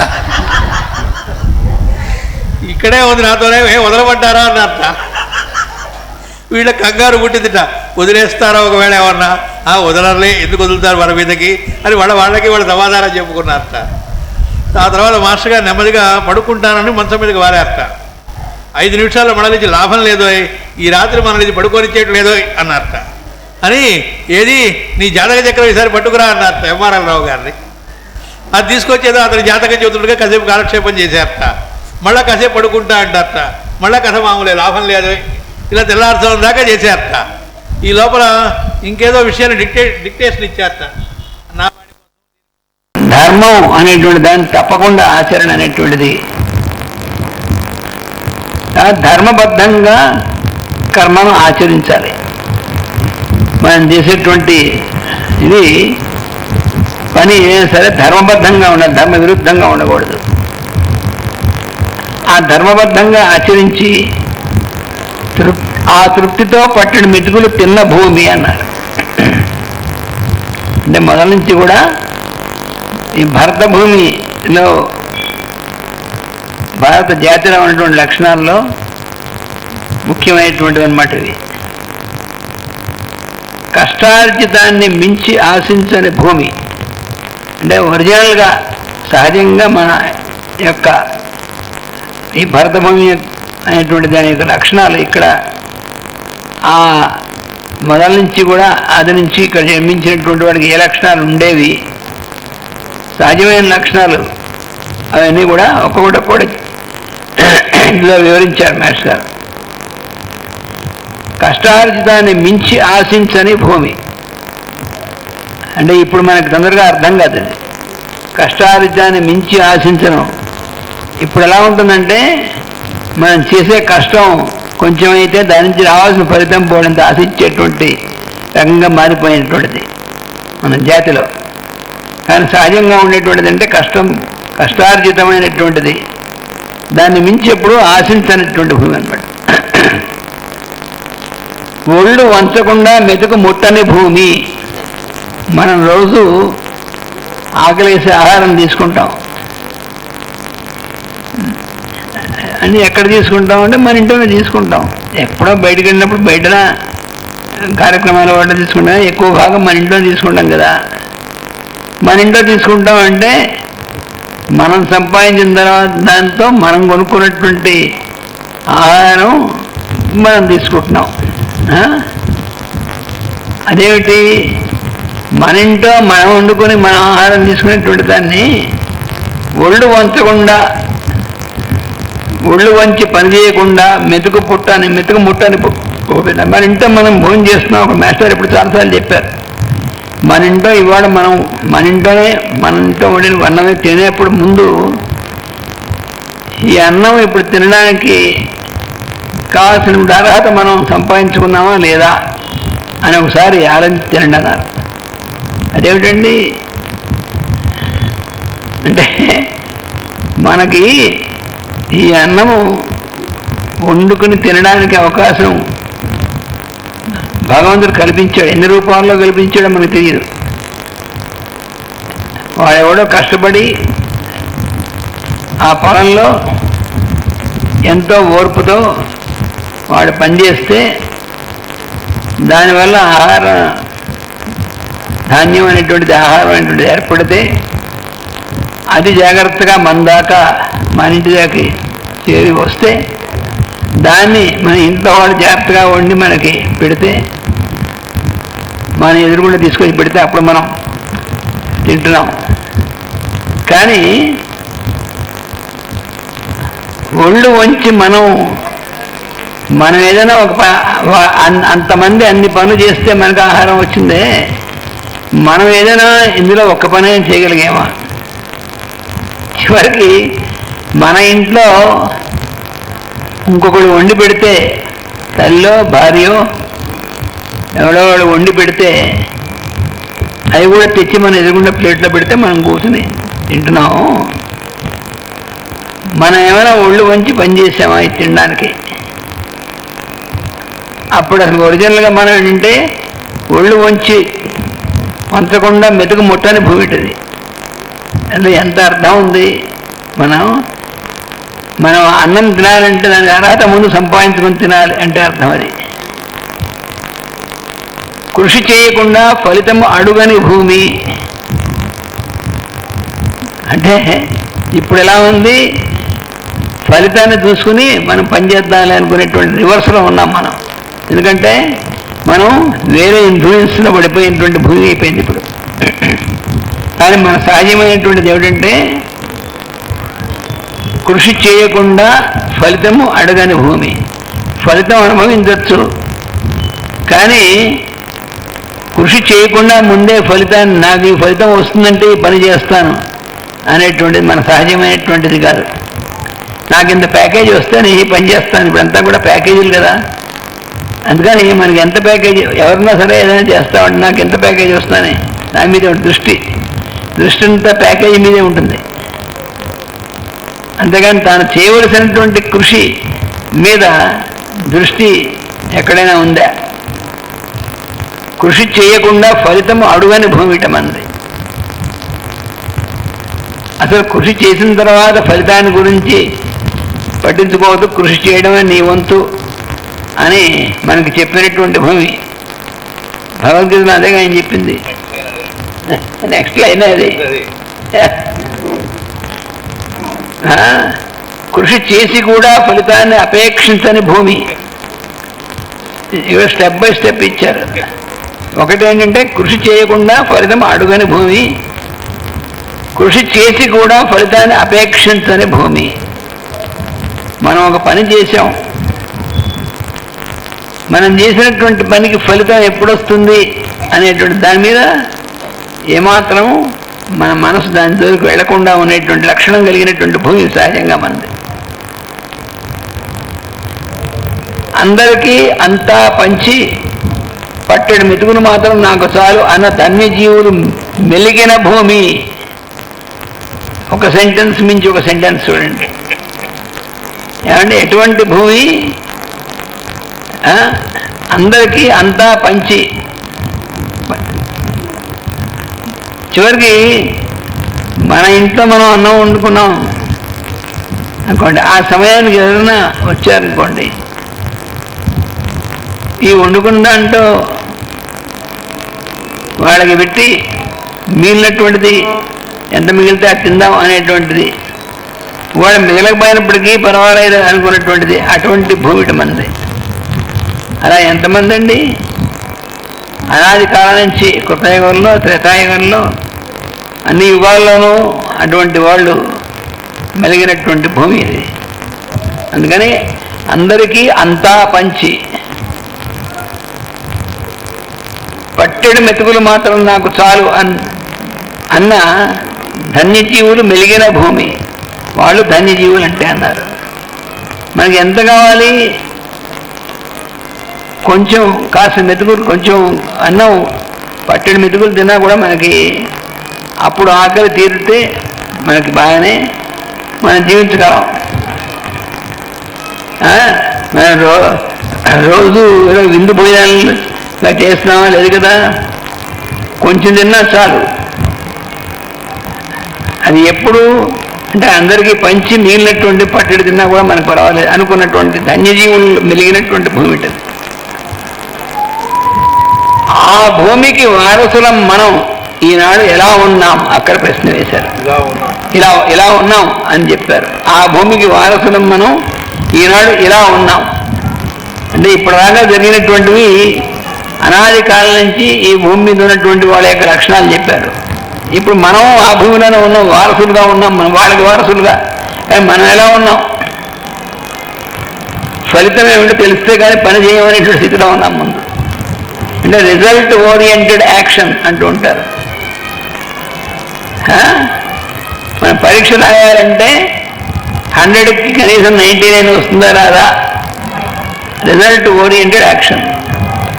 లేకపోతే పరీక్ష రాస్తున్నామంటే క్యాంపస్ సెలక్షన్ వస్తుందా రాదా? రాదంటే ఆత్మహత్య, ఫినిష్. లేకపోతే మనకి ఎన్నో ఒక డిగ్రీ వచ్చిందంటే ఉద్యోగం ఏమన్నా ఇస్తాడా ఇవ్వడా? ఏదైనా అంత రిజల్ట్ ఓరియంటెడ్. మనకి జీతం ఎంత వస్తుంది, లేకపోతే మనం లాభం ఎంత వస్తుంది, రిజల్ట్ ఓరియంటెడ్. ఫలితాన్ని బట్టి మనం పనిచేస్తాం. నువ్వు ఫలితం ఎంత వస్తుంది దాన్ని బట్టి పనిచేస్తావు అని రివర్స్లో అలా ఉన్నాం మనం. ఆలోచించండి, ఎక్కడ నుండి ఎక్కడికి పడిపోయామో ఒక్కసారి ఆలోచించండి అంటున్నారు మాస్టర్ గారు. ఎటువంటి ఉన్నతమైనటువంటి స్థితిలో ఉన్నటువంటి వాళ్ళ దగ్గర నుంచి వాళ్ళకి వారసులుగా పుట్టిన వాళ్ళం మనం. అక్కడి నుంచి ఎక్కడ పడిపోయాం మనం, ఎక్కడి నుంచి ఎక్కడ పడిపోయామో ఒకసారి ఆలోచించండి. పని చేయడం అవమానం అనుకుంటున్నాం మనం. భయం ఇంకోటి, అసలు నాకు అసలు పని చేయాల్సిన అవసరం లేదండి, ఏ పని చేయకపోయినప్పటికీ నాకే ఇబ్బంది లేదు, పని చేయాల్సిన అవసరం లేదు. డిగ్నిటీ ఆఫ్ లేబర్ అంటూ ఉంటారు. అంటే నా స్టేటస్ ఏమిటి, నేను ఎట్లా ఉండాలి, నేను పని చేయాలని. అటువంటివి వదిలించడం కోసమే బాబా గారు కానీ మాస్టర్ గారు కానీ వాళ్ళ దగ్గర అలాంటి వదలగొట్టడం కోసమే వాళ్ళ కార్యక్రమాలన్నీ ఉంటాయి. సత్యసాయిబాబా గారి దగ్గర అంతే కదా. ఆ కార్యక్రమాల్లో ఆయన దగ్గర వచ్చి ఆయన యొక్క ప్రవచనాలు వింటూ, ఆయన యొక్క ఉపన్యాసాలు వింటూ సంగీతం చేసి ఎదురుకుండా కూర్చున్నటువంటి వాళ్ళే కాదు. ఆ కార్యక్రమాలు జరుగుతున్నప్పుడు వాలంటరీగా వాళ్ళందరూ వాళ్ళు వంట వండేటువంటి వాళ్ళు, అందులో అన్ని రకాల కూరలు జరిగేటువంటి వాళ్ళు, చేసేటువంటి వాళ్ళలాగా. అంతేకాకుండా ఆ వచ్చినటువంటి వాళ్ళకి ఎప్పుడూ పరిశుభ్రంగా టాయిలెట్స్ ఉంటే టాయిలెట్స్ కూడా కడిగేటువంటి వాళ్ళు. అసలు మనం చెప్తే నమ్మలేము. ఆ పని చేస్తున్నటువంటి వాళ్ళలో కొంతమంది వాళ్ళు అడిగితే వాళ్ళు పెద్ద పెద్ద ఆఫీసర్లు, వాళ్ళు కొంతమంది చాలా హైయెస్ట్ ఇంటర్ ఆఫీసర్లు అయినటువంటి వాళ్ళు కూడా అక్కడికి వచ్చి వాలంటీర్స్గా వాళ్ళు ఆ పని చేశారు. వాలంటరీగా ఆ ప్రభావంలోకి వచ్చి. అలాగా బాబా గారి దగ్గర కానీ మాస్టర్ గారి దగ్గర కానీ డిగ్నిటీ ఆఫ్ లేబర్ అనేటువంటిది మనకి. అంటే మనం ఇంత పెద్దవాళ్ళం, మనం అటువంటి చిన్న పని చేయడమా అనేటువంటిది. అంటే మాకు మాస్టర్ గారు విశాఖపట్నంలో రామాలయం అని చెప్పారు ఇందాక, వైర్లెస్ కాలనీ రామాలయం. ఇప్పుడు కూడా రామాలయం అక్కడే ఉంది మన దగ్గరలోనే. అక్కడే ప్రతిరోజు సాయంత్రం మాస్టర్ గారి ప్రవచనం. ఒకరోజు భాగవతం, ఒకరోజు భారతం, ఒకరోజు రామాయణం, ఒకరోజు భగవద్గీత, ఒక థియోసాఫికల్ క్లాసెస్, ఇలాగా. అక్కడ సాయంకాలం ప్రేయరు, తర్వాత ప్రవచనం మాస్టర్ ఉంది. జనం చాలామంది ఉండేవాళ్ళు. అంటే వాళ్ళ చెప్పులు మంచి మంచి భావన చూసి ఎత్తుకుపోవడానికి కొంతమంది వచ్చేవాళ్ళు. చెప్పులు పోతూ ఉండేవి. అందుకని మాస్టర్ గారు మన కంప్లైంట్, మా చెప్పులు పోయాయని. అందుకని మెల్లిగా మేము ఏం చేసామంటే ఆ చెప్పులు జాగ్రత్త చేసేటువంటి ఒక వ్యవస్థ, ఇలా జాగ్రత్తగా ఎవరి చెప్పులు పోకుండా ఉండేట్టుగా మేము డ్యూటీ వేసుకుంటాం అని మాస్టర్ గారిని అడిగితే తప్పకుండా ఆ పని చేయండి అన్నారు. అందుకని నేను మరి కొంతమంది పెద్దవాళ్ళు కూడా వాళ్ళు మేము అలా దూరంగా చెప్పులు కౌంటర్ పెట్టి ఆ చెప్పులు ఎవరికి పోకుండా ఉండేటువంటి కౌంటర్ పెట్టాలి. గురు పూజల్లో కూడా అంతే, చెప్పుల కౌంటర్. అదే గురు పూజల్లో ఇంకా పెద్ద ట్రైనింగ్. గురు పూజలో చాలామంది మాస్టర్ గారు స్వయంగా భౌతికంగా మాస్టర్ గారు కండక్ట్ చేసినప్పుడు ఇంకా చాలామంది వచ్చేవాడు. వస్తే ఒక 3 సంవత్సరాలు వంటవాళ్ళు రాలేదు. మేము వండం స్ట్రైక్ చేశారు వంటవాళ్ళు 3 సంవత్సరాలు. రోజుకి 4,000 మంది 5,000 మంది దాకా వంట ఉండాలి. స్ట్రైక్ చేశారు. మాస్టర్ గారు ఏమీ ఆందోళన పడలేదు. మాస్టర్ గారిని వంటవాళ్ళు స్ట్రైక్ చేశారు. పైగా వాళ్ళే స్ట్రైక్ చేయడం కాకుండా ఎదురుకుండా కూర్చుని కాపలా ఎవరిని రానియకుండా వంట వాళ్ళని ఎవరు నేను అడ్డం కూర్చున్నారు. పర్వాలేదు అన్నారు. ఎందుకంటే ఇది చేసేది మాస్టర్ గారు నిర్వహించేందుకు ఆయన చూస్తారు అన్నారు. ఆ మాస్టర్ గారు మమ్మల్ని కొంతమంది పిలిచేవారే, మీరు వంటశాలలోకి వెళ్ళండి, వంట మొదలెట్టండి అన్నారు. అలాగే ఆయన చెప్పిన తర్వాత కాకపోవడం ఉండదు. కానీ 3 సంవత్సరాలు అక్కడే వంటశాలలోనే మేము అందరం, ఆయన ఎవరెవరు చెప్పారో అందరం అందులో జరిగిపోయింది. మనకి పనివాళ్ళు అనేది అన్నారు. వంటవాళ్ళు వచ్చినప్పుడు వంటవాళ్ళు వంట చేస్తున్న పనివాళ్ళు రాలేదన్నారు. ఆ పాత్రలు తోచిగానే వంటవాళ్ళు వండలేరు. మరిలా అన్నారు, మాస్టర్ మిల్చి తోయింట్రా అన్నారు. తోసాము. అది పెద్ద ఏముంది, ఏదైనా సరే పాత్రలు తోవడమైనా సరే, వంట చేయడమైనా సరే, అదే నిధులైన చోట కట్టెలు కొట్టేందుకు రాలే. రాకపోతే అప్పుడు నేను కాడిపోయాను. రే ఇక గొడవలు తీసుకొచ్చి కట్టెలు కొట్టేయండి అన్నాను. కొట్టేశాను. ఇక ఏ పనైనా సరే. అందుకని అలాగా ఏదైనా సరే అవమానం అనుకోకుండా వచ్చినటువంటి వాళ్ళు చెప్పులు జాగ్రత్త చేద్దామన్నా, లేకపోతే వచ్చినటువంటి వాళ్ళకి ఇలాగ అసలు ఇంకోటి మనం ఏ పని అవమానం అనుకునేటువంటి దానికి అవకాశం. ఎందుకంటే మహాభారతం చదివితే ధర్మరాజు రాజసూయ యాగం చేసినప్పుడు కృష్ణుడు అసలు ధర్మరాజు చేత ఆ రాజసూయ యాగం చేయించిందే కృష్ణుడు. ఆయన యొక్క దీనం జరిగింది. ఆ రాజసూయ యాగం అంతకుముందు ఎప్పుడో హరిశ్చంద్రుడు చేసేట త్రేతాయుగంలో. ఆ తర్వాత మళ్ళీ ఎవరు చేయలేదు. మళ్ళీ ధర్మరాజు చేత చేయించాడు కృష్ణుడు ఆ యాగం. అందులో వచ్చినటువంటి వాళ్ళు ఉంటారు, ఎక్కడెక్కడి నుంచో వచ్చినటువంటి వాళ్ళు ఆ రాజసూయ యాగానికి. ఏ దేశాల నుంచి చాలామంది వచ్చేవాళ్ళు. కొంతమంది ఆ రాజ్యాన్ని ఏలేటువంటి వాళ్ళు వచ్చేవాళ్ళు, కొంతమంది బ్రాహ్మణత్వం వచ్చేవాళ్ళు, కొంతమంది సామాన్యులు వచ్చేవాళ్ళు, అన్ని రకరకాల వాళ్ళు వచ్చేవాళ్ళు. వాళ్ళు వచ్చి ధర్మరాజు కానుకలవి ఆ యజ్ఞాన్ని తీసుకొచ్చి సంపాదన అప్పచెప్పేవాళ్ళు. ఆ వచ్చినటువంటి వాళ్ళు పెద్దవాళ్ళు వాళ్ళందరూ వస్తే వాళ్ళందరూ కాళ్ళు కడిగేటువంటి పని ఎవరు శ్రీకృష్ణుడు చేశాడు.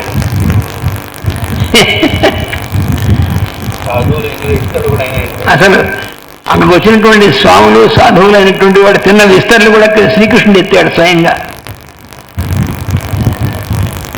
శ్రీకృష్ణుడు రాజసూయగా వచ్చినటువంటి వాళ్ళ భక్తుల యొక్క విస్తరలు ఎత్తాడు.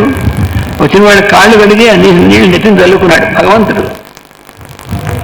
కాబట్టి మనం అవమానం, ఇక ఈ పని చేయడం అవమానకరం అని అలాంటి వాడు అనుకుంటే ఇంకా వాడంతా ఫూల్ ఇంకోటి ఉంటాడు.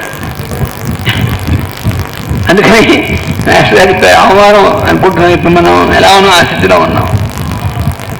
పని చేయించుకోవడం గౌరవం అనుకుంటున్నాం. మన డిగ్నిటీ ఏంటంటే నా దగ్గర ఇంతమంది పని చేసేటువంటి వాళ్ళు ఉన్నారు, కానీ మనం గొప్పతనం అనుకుంటున్నాం. మనం ఇప్పుడు పని మానేయడం భోగానుభవం అనుకుంటున్నాం.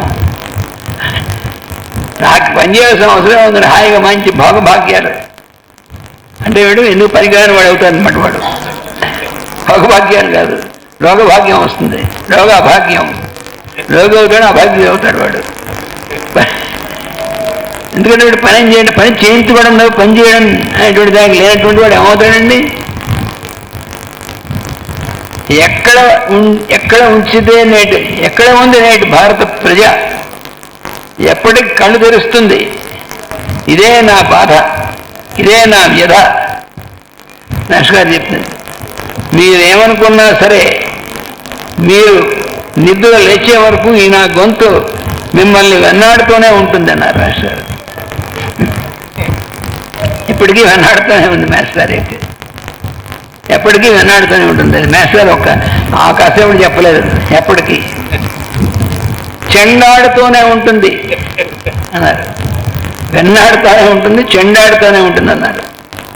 గుర్తుంచుకోండి, మీ నిజస్థితిని మీకు గుర్తు చేయడానికి వచ్చాడు అని గుర్తుంచుకోండి అన్నారు. తాను ఎందుకు వచ్చారో చెప్పారు. అది ఎప్పుడో కానీ ఎక్కడో కానీ బయటపడరు. అండి గబుక్కుని బయటపడ్డారు. ఎందుకు వచ్చాను అంటే మీ నిజస్థితిని మీకు తెలియజేయడం కోసమే నేను వచ్చాను అని గుర్తుంచుకోండి అన్నారు మాస్టర్. అందుకనే కృష్ణస్వామి గారు ఈకే మాట జాతికి బాట అని పేరు పెట్టడం కారణం అది. ఉరికిన పెట్టలే ఆ పేరు పుస్తకానికి. అటువంటి దాంట్లో దీనిలో ఒక చోట మాస్టర్ గారు ఇచ్చారు, లోకంలో మనం మామూలుగా పనులు చేసేటప్పుడు పని జరగాలంటే ఒక ప్లానింగ్ ఉండాలి, ఒకటి అనుకోవాలి, దాన్ని బట్టి చేస్తూ వెళుతూ ఉంటాం. రకరకాల పథకాలు, ప్రణాళికలు, ప్లాన్లు వేస్తూ ఉంటాం ఒక్క పని చేయడానికి. అయితే ఆ పనులలో మనం అనుకున్నట్టుగానే ఆ పనితీరు నడుస్తూ ఉండదు. కొంత దూరం వెళ్ళాక అనుకోకుండా ఏవో విఘ్నాలు, లేకపోతే ఇంకోటి అనుకుని మలుపులు తిరగటం, ఈ పని ఇలా అనుకుంటే ఇట్లా అవుతుంది ఏమిటి అనుకోవటం, దాంతో బెంబేలు పట్టడం, వామ్మో మనం ఈ పని చేయగలమా లేదా అనుకోవటం, ఇలాంటివన్నీ అనేక అనుభవాలు కలుగుతూ ఉంటాయి. మరి వీటి నుంచి బయటపడటం ఎట్లా? అసలు ఈ పనులు మనం అనుకున్నట్టుగా అవ్వట్లేదు కదా, ఎట్లా ఈ పనుల సంగతి అన్న దాని గురించి మాస్టర్ గారు చెబుతూ, సాధకుడైన వాడు గమనించవలసింది ఏమిటంటే పని ప్రకారం సాగుతుంది కానీ మన ప్రకారం సాగదు అని ముందు గ్రహించాలి. మన ప్రకారం చేద్దామని అనుకోకుండా పని ప్రకారం చేద్దామని అతడు సిద్ధం కావాలి. అప్పుడు పని ఎన్ని మలుపులు తిరుగుతున్నా అతనికి ఇబ్బంది అనిపించదు, క్రొత్తగా అనిపించదు. పైగా పని అలా ఎందుకు మలుపు తిరుగుతున్నది అన్నది అతనికి క్రమంగా బోధపడసాగుతుంది. దానితో అతడు మరింత ఉత్సాహంతో ముందుకు సాగుతాడు తప్ప బెంబేలు పడడు. అలాంటి స్థితిలో పని చేయడంలో అలసట అనేది అతనికి ఉండదు, ఆనందమే ఉంటుంది. పని చేస్తూ అలసట చెందుతున్నాడు అంటే అతనికి పని చేయడం చేత కావడం లేదన్నమాట. మరి ఈ చెబుతున్నాయన ఎవరు? అన్ని పనులు అలసట లేకుండా చేస్తున్నాయన, మనం కాలం తప్పించుకోవడానికి లేదు. ఏమిటిటా పనిని బట్టి మనం తప్ప మనల్ని బట్టి పని కాదన్నారు. ఎప్పుడైతే అది ఎలా వెళ్తుందో దాని ప్రకారం మనం చేసుకుంటూ వెళ్ళడం అనేది జరుగుతూ ఉంటే ఇంట్రెస్టింగ్గా ఉంటుంది, ఉత్సాహంగా ఉంటుంది, ఏ ఎక్స్పెక్టేషన్స్ ఉండవు కాబట్టి అలసట ఉండదట. ఇంకా చెబుతున్నారు, అయితే ఒక పని చేయవలసి వచ్చినప్పుడు ఇలా చేయాలి అనుకోవడం అవసరమే, ప్రణాళికను రూపొందించడం కూడా అవసరమే. మానవీయంగా మనం చేయవలసిందంతా చేయవలసిందే. ఆ పని ఎలా చేయవలసింది అన్నది మన మనస్సుకు అందినంత వరకు ఒక తపస్సుగా స్వీకరించవలసిందే. దానిని మానవ ప్రయత్నం అంటారు. అందులో ఏ లోటు ఉండకూడదు, ఏ లేటు ఉండకూడదు. ఇంత చేస్తూనే ఉండాలి. కానీ మనం మన ప్రకారం కాకుండా పని ప్రకారం వెళ్ళవలసిన వాళ్ళమని గుర్తుండాలి. పని ఇదిగో ఇలా చెయ్యి అని చెబుతున్నప్పుడు మనం వినమ్రులమై దాని వెంట సాగాలి. మన వ్యూహ రచన మొత్తాన్ని ఆ పని ముందు పెట్టాలి. అప్పుడు ఆ పని అందులో స్వీకరించవలసింది అది స్వీకరిస్తుంది, మనకు తెలియజేయవలసింది అది మనకు తెలియజేస్తుంది. ఈ రెండింటినీ అనగలుపుకుంటూ పని తన వెంట మనల్ని తీసుకువెడుతుంది, మనల్ని ధన్యులను చేస్తుంది. కనుక మన వెంట పని కాదు, పని వెంట మనం అన్న సూక్ష్మం మనకు తెలియాలి. మన వెంట పని అనుకున్నప్పుడు అన్నీ తంటాలే, పని వెంట మనం అనుకున్నప్పుడు అంతా తన్మయత్వమే. అలాగే ఇంకోటి ఇచ్చారు, ప్రవక్తలు అని ఉన్నారు. మనకి ఆచార్య పురుషులు ప్రవక్తలు అనేటువంటి వాళ్ళు.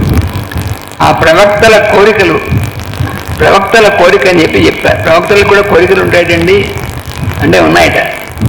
ఏమిటో మేష్ గారు చెప్పినటువంటి శైవము ఉన్నది, వైష్ణవం ఉన్నది, శాక్తేయం ఉన్నది. ఇలా దైవారాధనకు అనేకమైన సంప్రదాయాలు ఉన్నవి. ఇవన్నీ కూడా వేద సమ్మతాలే, వ్యాస సమ్మతాలే.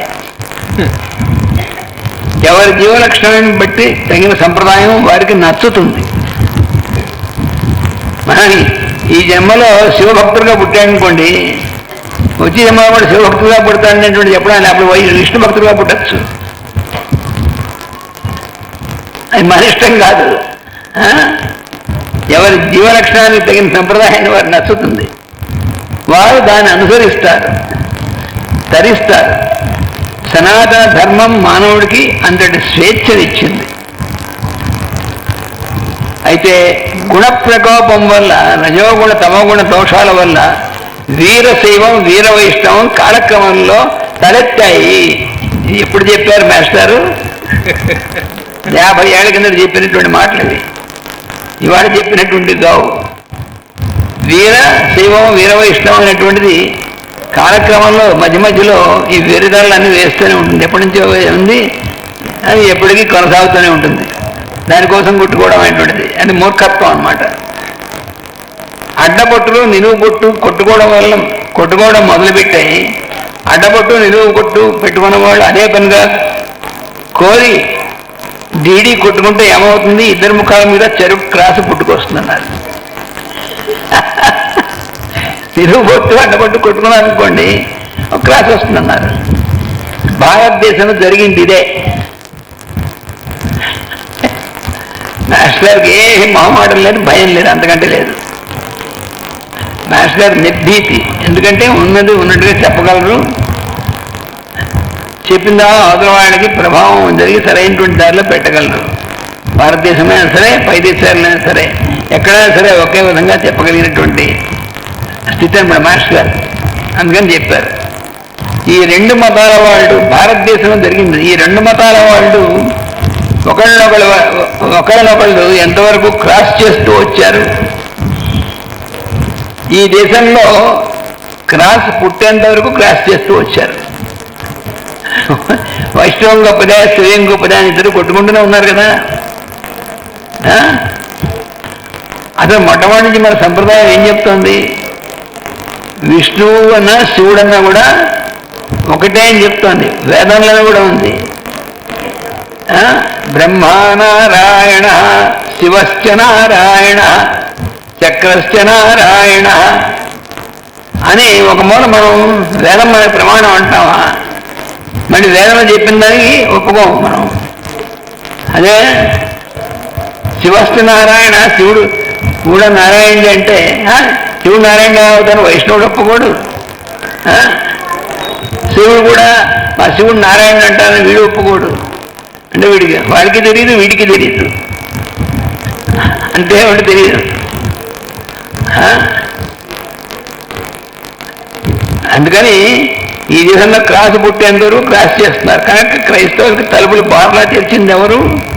మనమే. ఆహ్వానించింది ఎవరు? మనమే. దీన్ని మనం గ్రహించాలి. అంతేగాని ఊరికే నాలుగు దిక్కుంటే లావాలే అన్నారు మాస్టర్. వేద సమ్మతమైన సంప్రదాయాలను మన రాగద్వేషాలకు గురి చేసి జాతిని భ్రష్టు పట్టించవచ్చున పెద్దలకు సమ్మతమైన ఆలోచించండి. భ్రష్టు పట్టించింది మనమే. మరి ఇలాంటి పనులు చేసి నిజానికి క్రైస్తవులకు క్రైస్తవం గురించి తెలిసింది చాలా తక్కువ. నిర్భయంగా చెప్పారు, నాకు అక్కడే చెప్పారు. వేటకని దొరికినప్పుడు కూడా చెప్పారు అలాగే మాస్టర్. అక్కడ ఇక్కడ కాదు, ఎక్కడ భయం లేదు ఆయనకి. ఆయన కాదంటే చెప్పండి అన్నారు. ఏం చెప్పింది? క్రీస్తు చెప్పింది ఏమిటి? ఆయన ఇగో ఇది క్రీస్తు చెప్పింది ఆయన చెప్పారు వాళ్ళకి. వాళ్ళు నోరెత్తన ఇది లేకుండా ఊరికనే మతం గీతం కదా, ఆయన చెప్పింది బోధ ఏమిటి అది చెప్పింది. ఎప్పటికైనా క్రైస్తవాన్ని గురించి వివరించి చెప్పగలిగిన వాడు, సనాతన ధర్మాన్ని నిండుగా ఎరిగినవాడు భారతీయుడు మాత్రమే. కనుక రాగద్వేషాలకు అతీతంగా మనం సనాతన ధర్మంతో సకల సంప్రదాయాలను గౌరవిస్తూ సమన్వయ మార్గాల్లో నిలబడిన వాడు ఇటు క్రైస్తవులకు ఇటు మహమ్మదీయులకు కూడా దారి చూపగలం. నిజానికి చూపవలసిన బాధ్యత కూడా మన మీద ఉన్నది. ఎందుకనగా మతము కన్నా ధర్మం విశాలమైనది. మతం అంటే సంకుచితమైనది, ధర్మం విశాలమైనది. మతం ధర్మం ఒకటి కాదు, కనకపరంగా చేసుకుంటే తప్పు. మతం కేవలం ఒక ప్రవక్త పైన ఆధారపడి ఉంది. సనాతన ధర్మం కాక ప్రవక్త పైన ఆధారపడి ఉండదు. ఋషులు, మునులు, ప్రవక్తలు, అవతారమూర్తులు ఎందరెందరో దాన్ని కోరి అనుసరిస్తూ కావలసినంతగా దాన్ని సుసంపన్నం చేస్తూ వెడుతూ ఉంటారు.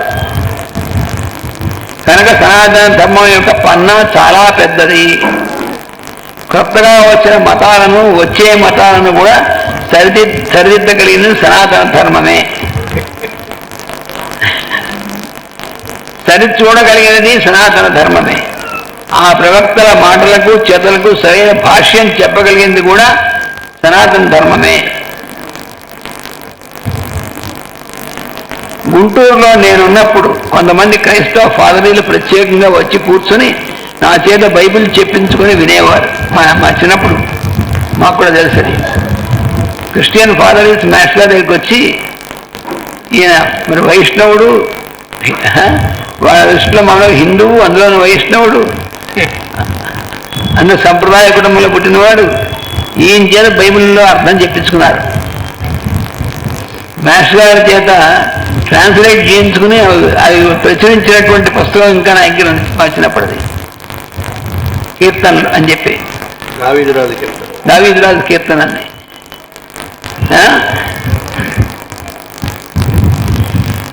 నా చేత బైబిల్ చెప్పించుకొని వినేవారు. సనాతన ధర్మంతో సమన్వయించి బైబిల్ని వారికి చెబుతూ ఉండేవాడని. సనాతన ధర్మం అనే విలువలో ప్రవక్తల బోధనలు బాగా సమన్వయించుకొని రాగద్వేషాలకు అతీతంగా జీవించండి అని బోధించేవాడిని. మతం అనే కూడని స్థితి నుండి ధర్మం అనే కూడలి స్థితికి ఎదిగి రమ్మని హెచ్చరించేవాడిని. చిత్రం ఏమిటంటే వారందరూ నాకు ప్రాణమిత్రులై నా హక్కున చేరేవారు. ఆ క్రిస్టియన్ చర్చి ఫాదర్స్ వాళ్ళందరూ మాస్టర్ దగ్గరికి వచ్చి ఈయన మిత్రులు అయ్యేవారు ఆయన చెప్పిన బోధలు విని. భారతీయమైన స్పర్శతో బైబిల్ను చదువుకోవడం కన్నా అదృష్టం మరొకటి లేదని వారు తెలుసుకున్నారు.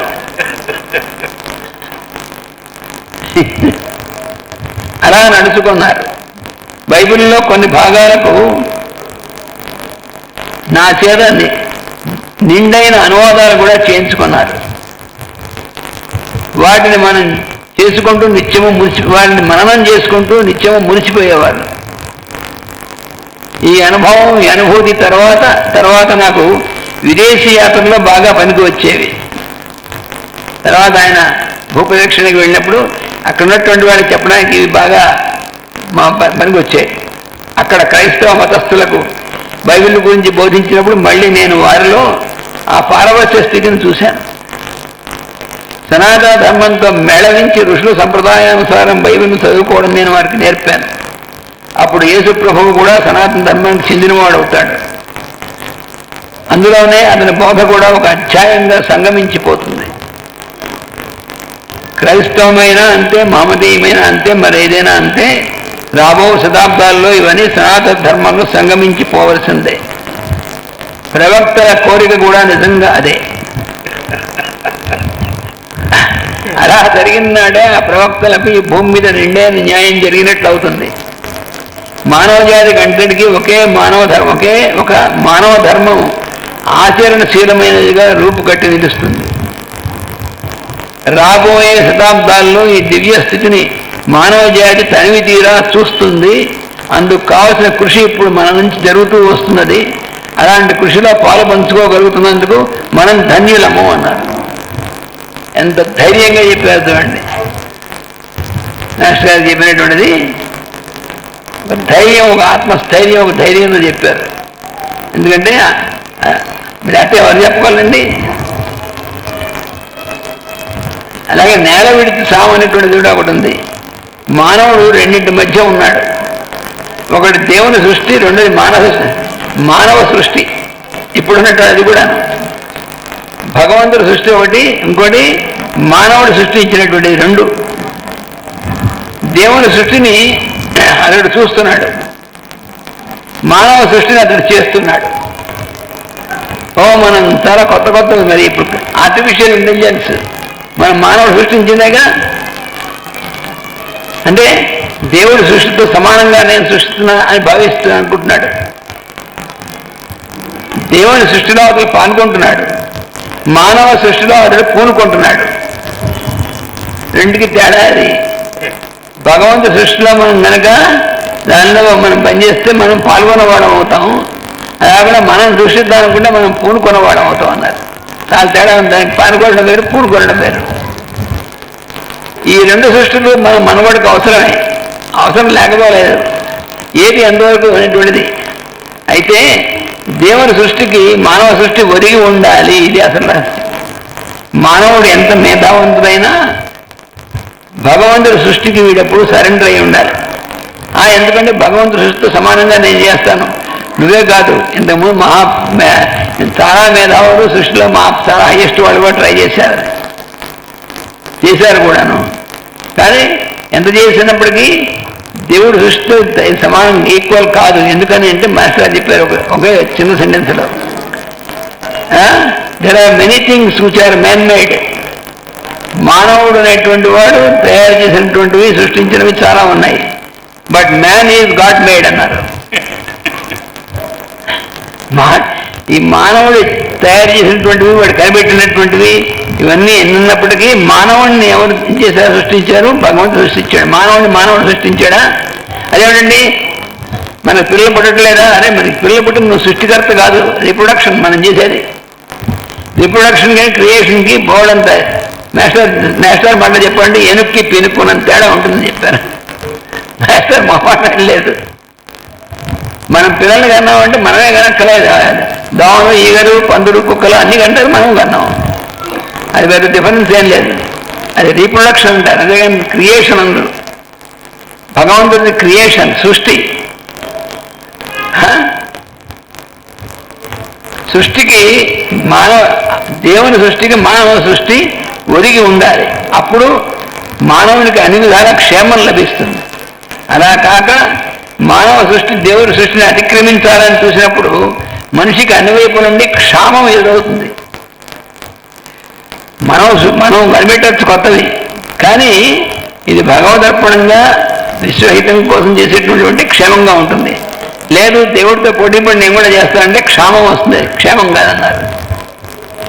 అప్పుడు ఆ క్షామం కేవలం భౌతికమైనది మాత్రమే కాదు, మానవుని అన్ని కక్షలకు అది వర్తిస్తుంది.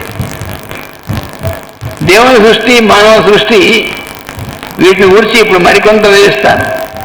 ఒక విత్తనాన్ని నేలలో వేస్తున్నాం, మొక్క వస్తుంది. 100 విత్తనాలు, 10 విత్తనాలను ఇస్తుంది. ఇది దేవుని సృష్టి. మానవుడు తాను తయారు చేసిన గడియారాన్ని భూమిలో పాతిపెట్టాడు అనుకుందాం, దానిని మొక్క రాదు. అప్పుడు గడియారానికి ఎగ్జాంపుల్ ఇచ్చారు. ఇప్పుడు తీసుకెళ్ళి ల్యాప్టాప్ భూమిలో వేసారు, ల్యాప్టాప్ మొక్క వస్తాయా? సెల్ ఫోన్ మొక్క వస్తుందా? చచ్చినా రాదు. లేకపోతే దానికి చిప్స్ ఉన్నాయి, చిప్స్ తయారు చేస్తాం, ఆ చిప్ పెట్టండి, దాంట్లో చిప్ మొక్క వస్తుందా?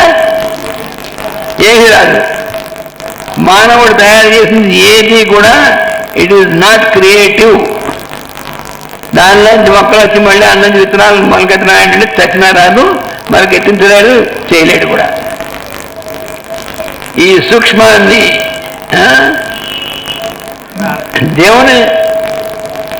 దేవుని సృష్టిలో తానుగా వర్ధిల్లే లక్షణం ఉంది. కారణం ఏంటో చెప్తున్నారు. భగవంతుడి సృష్టిలో తనంతటి తాను వర్ధిల్లేటువంటి లక్షణం దాంట్లో ఉంటుంది. మానవ సృష్టిలో మనం చేసినంత వరకు మాత్రమే అది వర్ధిల్లగలుగుతుంది. రెండుకి డిఫరెన్స్ అంత క్లియర్గా చెప్పిన వాళ్ళు లేరు ఇప్పుడు కూడా. మానవుడు మనం ఎన్నో సృష్టించవచ్చు, కానీ మనం చేస్తున్నంత సేపు మాత్రమే అది వర్ధిల్లుతుంది.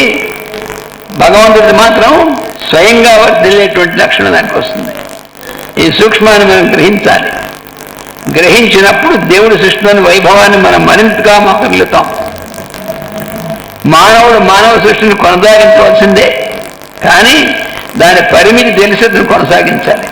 అది మనం సృష్టించాం, మనం తయారు చేసాం, మొబైల్స్ తయారు చేస్తున్నాం. దాని పరిమితి, దాని లిమిటేషన్ తెలుసుకుని దాన్ని అంతవరకే ఉపయోగించాలి. అది తెలుసుకోకుండా ఉపయోగించామా మనం నాశనం చేసుకుంటాం. అది చేసేటువంటి పని. మానవ సృష్టిని గొప్పదనుకొని దేవుని సృష్టిని చిన్నచూపు చేసే స్థితికి మానవుడు ఎప్పుడూ దిగజారకూడదు. అలా దిగజారినప్పుడు, అలా జరిగినప్పుడు మనిషి పతనం అవుతాడు. మనమే చాలా గొప్ప, మానవుడే గొప్ప అని అనుకున్నా అంటే వాడు దిగజారిపోతాడు అంతే. నిజమైనటువంటి శాస్త్రజ్ఞుడు ఆల్బర్ట్ ఐన్స్టీన్ మొదలైనటువంటి వాళ్ళు ఎప్పుడు కూడా అలా భగవంతుడి యొక్క దాన్ని మనం మించిపోయామనుకో వాడు అనుకోలేదు. ఎప్పుడు కూడా వాళ్ళెప్పుడు భగవంతుడి సృష్టి ప్రకారమే, అదే ఫార్ములా ప్రకారమే మనం ఎలా ఉండాలనేటువంటిది ఆచరించారు తప్ప ఆ సైంటిస్టులు ఎవరు భగవంతుడి సృష్టి కంటే మనం మించిపోయామని కానీ దాంతో మనం ఇది చేసామని కానీ వాడు అనుకోలే. చాలామంది తెలియదు. ఆల్బర్ట్ ఐన్స్టీన్ మరి సైంటిస్టులో కల్లా హైయెస్ట్ అనేది ఏంటంటే ఆయన ఎప్పుడు రిఫరెన్స్ బుక్స్లో ఉన్నటువంటిది భగవద్గీత ఒకటి. అంటే ఏమిటి, మతానికి సంబంధించింది కావని స్పష్టంగా తెలుస్తుంది. ఇలా ఎంతోమంది హైయెస్ట్ సైంటిస్ట్ వాళ్ళు చూసుకునేటువంటిది వేదవాక్యాలు, భగవద్గీత, ఉపనిషత్తులు, వీటిలో అంతేగాని ఇవేమి వీడి మతాలకి వాటికి సంబంధం లేదు అసలు. అలా జరిగినప్పుడు మనిషి పతనం అవుతాడు, తీరని వెలితిని అనుభవిస్తాడు. ఎన్ని ఉన్నా సుఖ సంతోషం మాత్రం లేనివాడు అవుతాడు. ఎందుకని భగవంతుడి సృష్టి కంటే మనం మించిపోతాం అనుకుంటే మాత్రం జరిగేటువంటిది. అలాగే ఇంకేం చెప్పారంటే ఇవన్నీ ఎక్కడెక్కడ చెప్పినామని ఒక చోట చేస్తారనమాట. ఇదంతా ఎందుకు చెప్తున్నానంటే ఇవాళ మనం వ్యవసాయాన్ని చిన్నచూపు చూస్తున్నాం, అక్కడ తీసుకొచ్చారు. అసలు మనం చేయవలసిందేమిటి? భగవంతుడి సృష్టి వ్యవసాయం, మన జీవనానికి ఆధారమైనటువంటిది. అటువంటి ఆహారాన్ని వాటిని మనం చేసేటువంటి వ్యవసాయం. అది మనం అబ్బే వ్యవసాయదారుడా అని చెప్పేసి పక్కన పెట్టి మనం ఏదో ఊడపడితే ఉన్నాం. కానీ మనం సాఫ్ట్వేరు లేకపోతే ఇంకోటి ఆకాశానికి ఎగురుతాం, లేకపోతే చంద్రుడిలోకి రాకెట్ పంపిస్తాం. ఏమిటి దానివల్ల ఏమిటి ఉపయోగం? కొన్ని కోట్ల లక్షల రూపాయలు మనం ఖర్చు పెట్టి చంద్రుడిలోకి పంపించాం. ఏమైనా చంద్రుడిని చూసొచ్చారు అంటే పుల్ల వ్యాపారాలు అంటారు. సరే అలాగా చూసొచ్చారు. ఏం చేశారట అంటే అక్కడ ఏముందంటే అక్కడ ఎవరు లేరు. చంద్రుడి దాకా వెళ్ళి ఏం చేశారంటే అక్కడ దాకా వెళ్ళి ఈ చంద్రుడి మీద జీవులు ఎవరు లేరు అని తెలుసుకుని వచ్చారు. ఏం తెలుస్తున్నాడు? చంద్రుడి మీద జీవులు ఉండాలంటే చంద్రుడు ఏ లోకంలో ఆ లోకంలో ఉంటారు జీవులు, కానీ కామన్ సెన్స్ లేదనమాట. భూమి మీద ఉన్న జీవుల్లో చంద్రుడి జీవులు ఎలా ఉంటారు? ఏ గ్రహానికి సంబంధించినటువంటి కక్షలో ఆ గ్రహంలో ఉన్న జీవులు ఉంటారు. వాళ్ళకి వాళ్ళకి మనం కనపడం. ఈ తెలియనటువంటి వాడు గొప్ప సైంటిస్ట్ అయితే మాత్రం లాభం? దానికోసం లక్షల కోట్లు ఖర్చు పెట్టి వ్యవసాయం చేయాల్సిన చోటేమో సరిగ్గా చేయనీయకుండా మనం అది జీవించడానికి ఆధారం ఆహారం. అది ఇక్కడ మనం చెబుతుంది. దాన్ని అవమానంగా పరిగణిస్తున్నాం. ఎలా చదువుకోవా, ఇలా మట్టిలో పనిచేస్తావా అంటాను మన పిల్లల్ని. ఏడు వాడు పొలంలో పనిచేస్తున్నా అనుకోండి, వాడు పిల్లవాడు వాడు చిన్నప్పటి నుంచి మొక్కలు గొప్పదవ్వడం, మొక్కలు చేయడం, పొలంలో పనిచేయడం చేస్తే వాడు ఎలా చదువుకోవా అంటే మనం ఏం చేస్తున్నాం? విద్యగా చదువు కొనుక్కుంటున్నాం. పైగా లక్ష్మీపతి వారు అనేవారు చదువుకోవడంగా చదువు కొనుక్కోవడం చేస్తున్న పని అన్నారు. అంతేగా మనం చేసే పనులు డిగ్రీలు కొనుక్కుంటున్నాం. ఆ డిగ్రీ వచ్చిన తర్వాత డిగ్రీ చేతపుచ్చుకొని ఎవరికి మెడలో తాడి కడతాడా అని చూసి వస్తాను. మాస్టర్ చెప్పారు డిగ్రీ వచ్చిన తర్వాత వాడికి ఎవరికి ఉద్యోగం ఇస్తాడంటే ఎలాంటిదంటే ఎవరు మెడలో తాడి కడతాడా అనేటువంటి దాని లాంటిది, పనికి మాలినటువంటిది. అంటే వీడు చేత కాదన్నమాట. వీడికి వాడు డిగ్రీ చేసేటప్పుడు ఆ డిగ్రీ వల్ల ఎవరికి ఉపయోగం ఉందా? ఏమీ లేదు. అందుకని అలాంటి పని చేస్తున్నాం అని దానికి తిట్టుగా కూడా ఉపయోగిస్తున్నాం. మట్టి పిసుక్కోవడం, వ్యవసాయం చేయడం, పంట పండించడం ఒక అవమానంగా మనం చూస్తున్నాం, చిత్రీకరిస్తున్నాం. యువకుల మనస్సులను వక్ర మార్గాలు పట్టిస్తున్నాం. ఏమి చదువుకుంటూ వ్యవసాయం చేయకూడదా అని మాస్టర్ ప్రశ్న వేశారు. ఆయన చదువుకున్న వాడు వ్యవసాయం చేయకూడదా? వ్యవసాయం చేసి చదువుకోవచ్చుగా, ఏమైనా ఎన్ని చదువులు చదివినా ఎన్ని పదములు పొందినా ఆకలికి కావాల్సింది అన్నమే. ఆఖరికి కావాల్సింది అన్నమే కదా. ఆకలికి కావాల్సిందే, ఆఖరికి కావాల్సింది కూడా అన్నమాట. మన వేదర్షులు ఈ సత్యాన్ని బాగా గమనించారు. వేద విద్యల కన్నా గొప్ప విద్యలు ఉన్నాయా? ఆనాడు కాదు, పోనీ ఈనాడు ఉన్నాయా? అంతటి వేద విద్య కొంత అధ్యయనం చేస్తూ పగలంతా నాగలి పట్టి గురు శిష్యుడు బృందాలుగా పొలాలు దున్నారు. అదే రామరాజ్యం, జనకుడి రాజ్యం అంటే అవే. జనకుడి రాజ్యంలో పొలంలో దిగి పని చేయనటువంటి వాడు ఈ రాజ్యంలో ఉండాలని వీలు లేదని పెట్టాడు ఆయన. జనకుడు వాళ్ళందరూ అంతే. రాజుగారితో సహా అందరూ పరిపాలించేవాడితో సహా అందరూ వాడు పరిపాలించేవాడు అవ్వచ్చు, వేద పండితులు అవ్వచ్చు, ఎవరైనా సరే పొలం దున్నాల్సిందే. పొలంలో పనిచేయడానికి నాకు వీలేదు ఆ దేశంలో ఉన్నవాడు. నాట్లు వేస్తూ చదువుకున్నారు, కోతలు కోస్తూ చదువుకున్నారు. వేదాధ్యయనానికి ఎంత విలువనిచ్చారో వ్యవసాయానికి కూడా అంత విలువనిచ్చారు. వేద విద్యను వ్యవసాయంతో మేళవించారు. అందుకనే మన మంత్రాలు కూడా ఉన్నాయి. అలాంటివి సంగచ్చధ్వంసం వదత్వం సంవోదాం జ్ఞానతాం అనేటువంటి మంత్రాలన్నీ కూడా ఇవి చేస్తూ రోజు ఈ మంత్రం జరుగుతూ పొలం దున్నేవాళ్ళు జనకుడు వాళ్ళందరూ కూడా. వెలుగైన వేద విద్యను విలువైన ధ్యానంగా తమ చేతుల మీదుగా జాతికి కోసం పండించారు. ఇవాళ మనం చదవాలంటే పని మానేయాలనుకుంటున్నాం.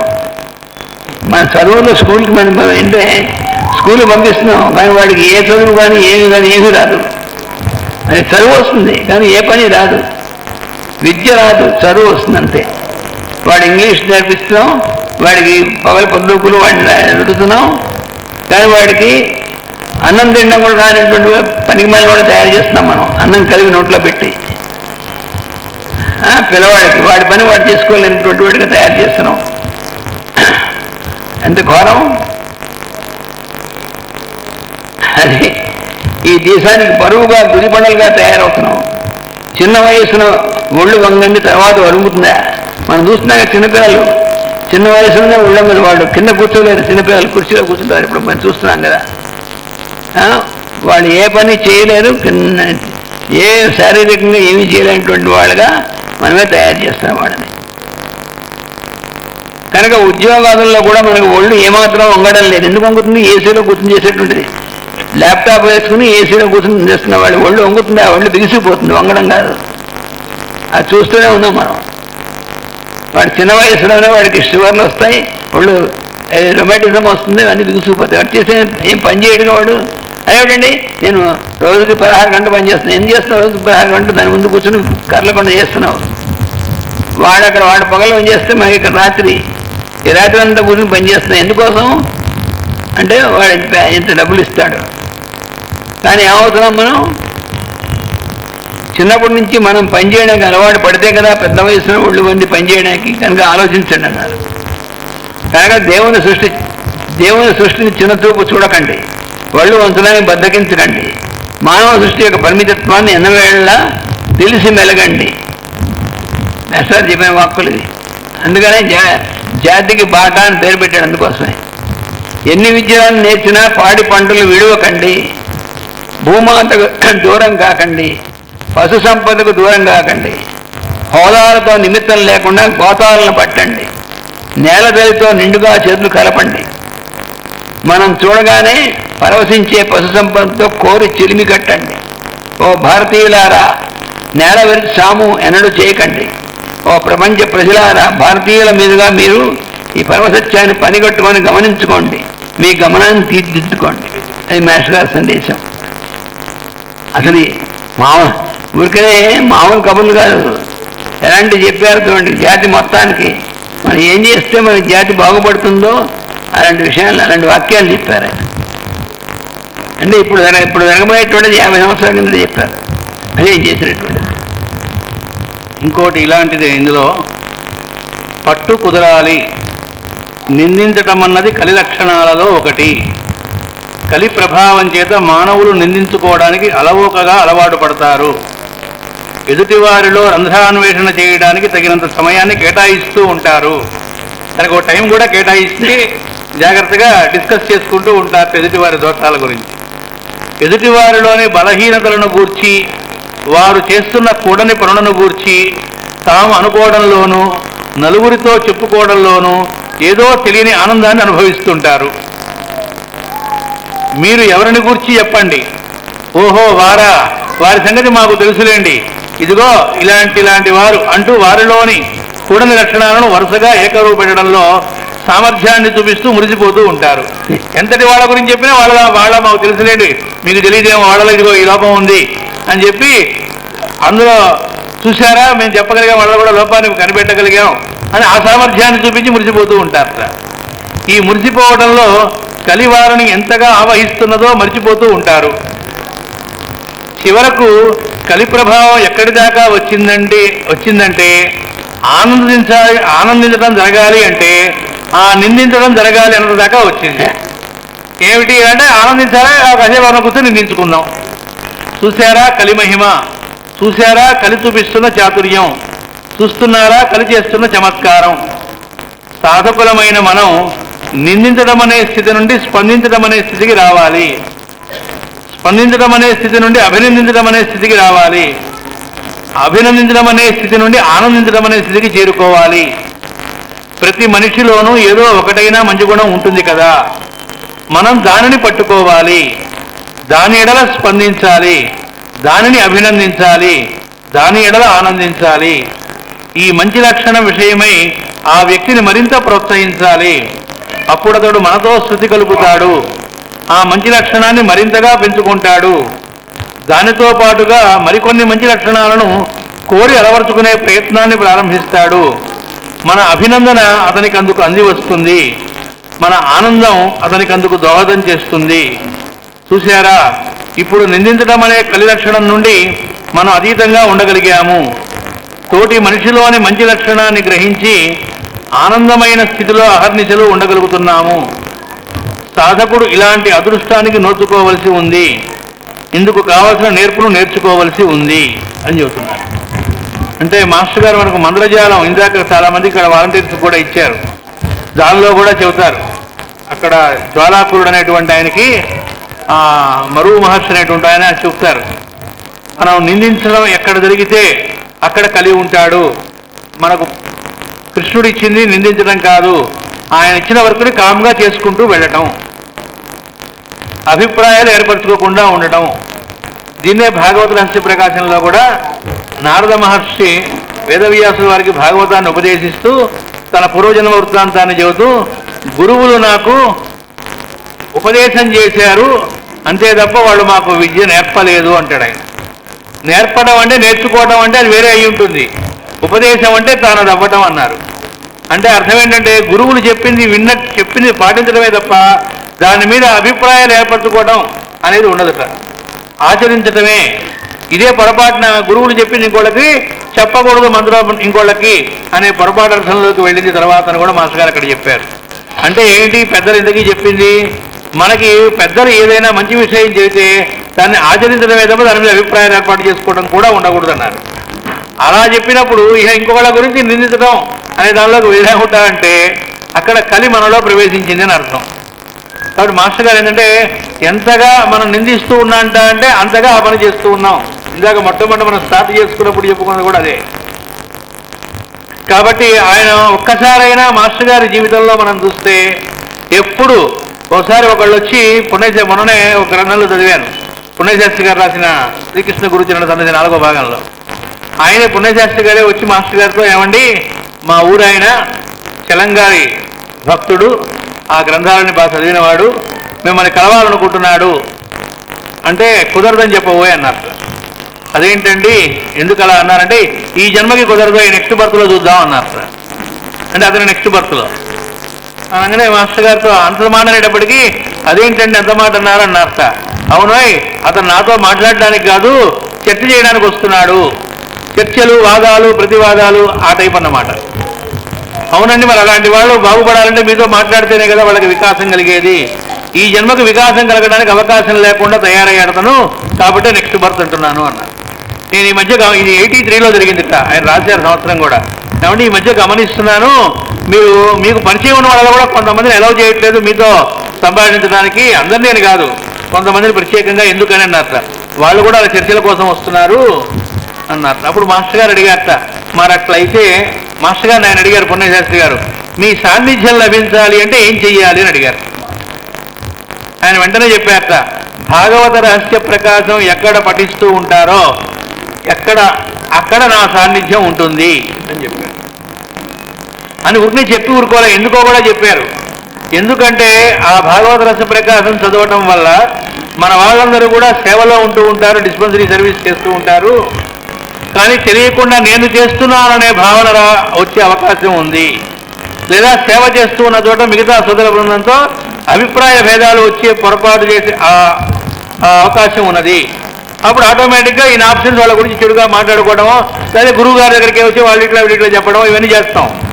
ఇవన్నీ మనలో పోవాలిట అంటే ఆ భాగవత పఠనం ఆవశ్యకము. అది ఎక్కడ ఉంటే, ఎందుకని అది ఉన్న చోట పొరపాటు పడటం ఉండదు. ఎప్పుడైతే పొరపాటు పడ్డామో ఆయన సాన్నిధ్యంలో మనం ఉంటాం. కాబట్టి మాస్టర్ గారి యొక్క దివ్య సాన్నిధ్యం అంటే ఎప్పుడు భగవంతుని యొక్క సాన్నిధ్యంలో మనం ఉండాలి. అంటే నింద ఒకళ్ళ గురించి అది నిజమైనా మనం మాట్లాడకూడదు. ఇందా చెప్పింది అదేగా, మా మాస్టర్ గ్రంథంలో వెనక మాటలో వచ్చిన చోట ఆ స్త్రీలో లోపం ఉందిట అంటే ఎవరిలో లేదే మన శీలం బాగుంది అన్నారు మాస్టర్ గారు. ఎక్కడి దాకా వెళ్ళారు చూడండి. అంటే పొరపాటు చేయని వాళ్ళు ఎవరు అన్నారు, వాళ్ళు పొరపాట్లు చేసిన వాళ్ళని కూడా ప్రేమించారు, పైగా అది చూడొద్దని చెప్పారు. వాళ్ళు మనం ప్రేమించకుండా వాళ్ళని కనుక మనం కనుక చులకనగా చూస్తే దైవం వాళ్ళని దగ్గర అక్కడ చేర్చుకుంటాడు అని చెప్పారు. అంటే ఆ దైవం అక్కడ చేర్చుకున్న వాళ్ళు మనం దూరం చేసిందా చెప్పుకున్నాం కదా. కాబట్టి సారాంశం ఫైనల్గా సర్కిల్ అన్నట్టుగా ఎక్కడికి వచ్చాము అంటే మనం ఇంకొకళ్ళ గురించి మాట్లాడుతున్నా అంటే మాస్టర్ గారు ఇంకో మాట అన్నారు, మనం పని కొడితేనే ఇంకొకళ్ళ గురించి మాట్లాడుకోవడానికి మనకి టైం దొరుకుతుంది అన్నారు. మనం చేయవలసిన కర్తవ్యంలో ఉంటూ ఉన్నప్పుడు ఇంకోళ్ళ గురించి అసలు నెగిటివ్గా మాట్లాడుకునే అవకాశం ఎక్కడ ఉంటుంది అన్నారు. కాబట్టి భాగవతం అంటే ఓన్లీ భాగవత రస ప్రకాశన 16 భాగాలని కాదు, ఇదంతా భాగవతమే. కాబట్టి ఎప్పుడైతే ఒకళ్ళలో ఉండే మంచి గుణాలని నోరారా మనం కీర్తించుకోవడం చేయగలుగుతామో అప్పుడు ఆటోమేటిక్గా అక్కడ మాస్టర్ గారి సాన్నిధ్యం ఉంటుంది. అలా ఇంకొకళ్ళని అభినందించుకోవడం, వాళ్ళలో ఉండే మంచి లక్షణాలని, ఎవరిలో ఉన్న కళ్యాణ గుణాలైనా అవి పరమాత్మవే అని మాస్టర్ గారి భాగవత రస ప్రకాశంలో ఇచ్చారు. వాటిని కీర్తించుకోవడం అంటే భగవంతుడిని కీర్తించడమే ఇచ్చారు. కాబట్టి అలాంటి మాస్టర్ గారి సాన్నిధ్యంలో మనం అందరం కూడా ఎప్పుడూ ఉందుముగాక. అలాంటి స్థితిని మాస్టర్ గారు గ్రంథ రూపంలో ఈ సంవత్సరం మనకి గ్రంథావతారం బాగా ఎక్కువగా మనకు అనుగ్రహిస్తున్నారు. దాన్ని సద్వినియోగం చేసుకుందాం. ఇప్పుడు వెంటనే వేదిక మీదకి ఉపనయన వటువులు రావాల్సింది.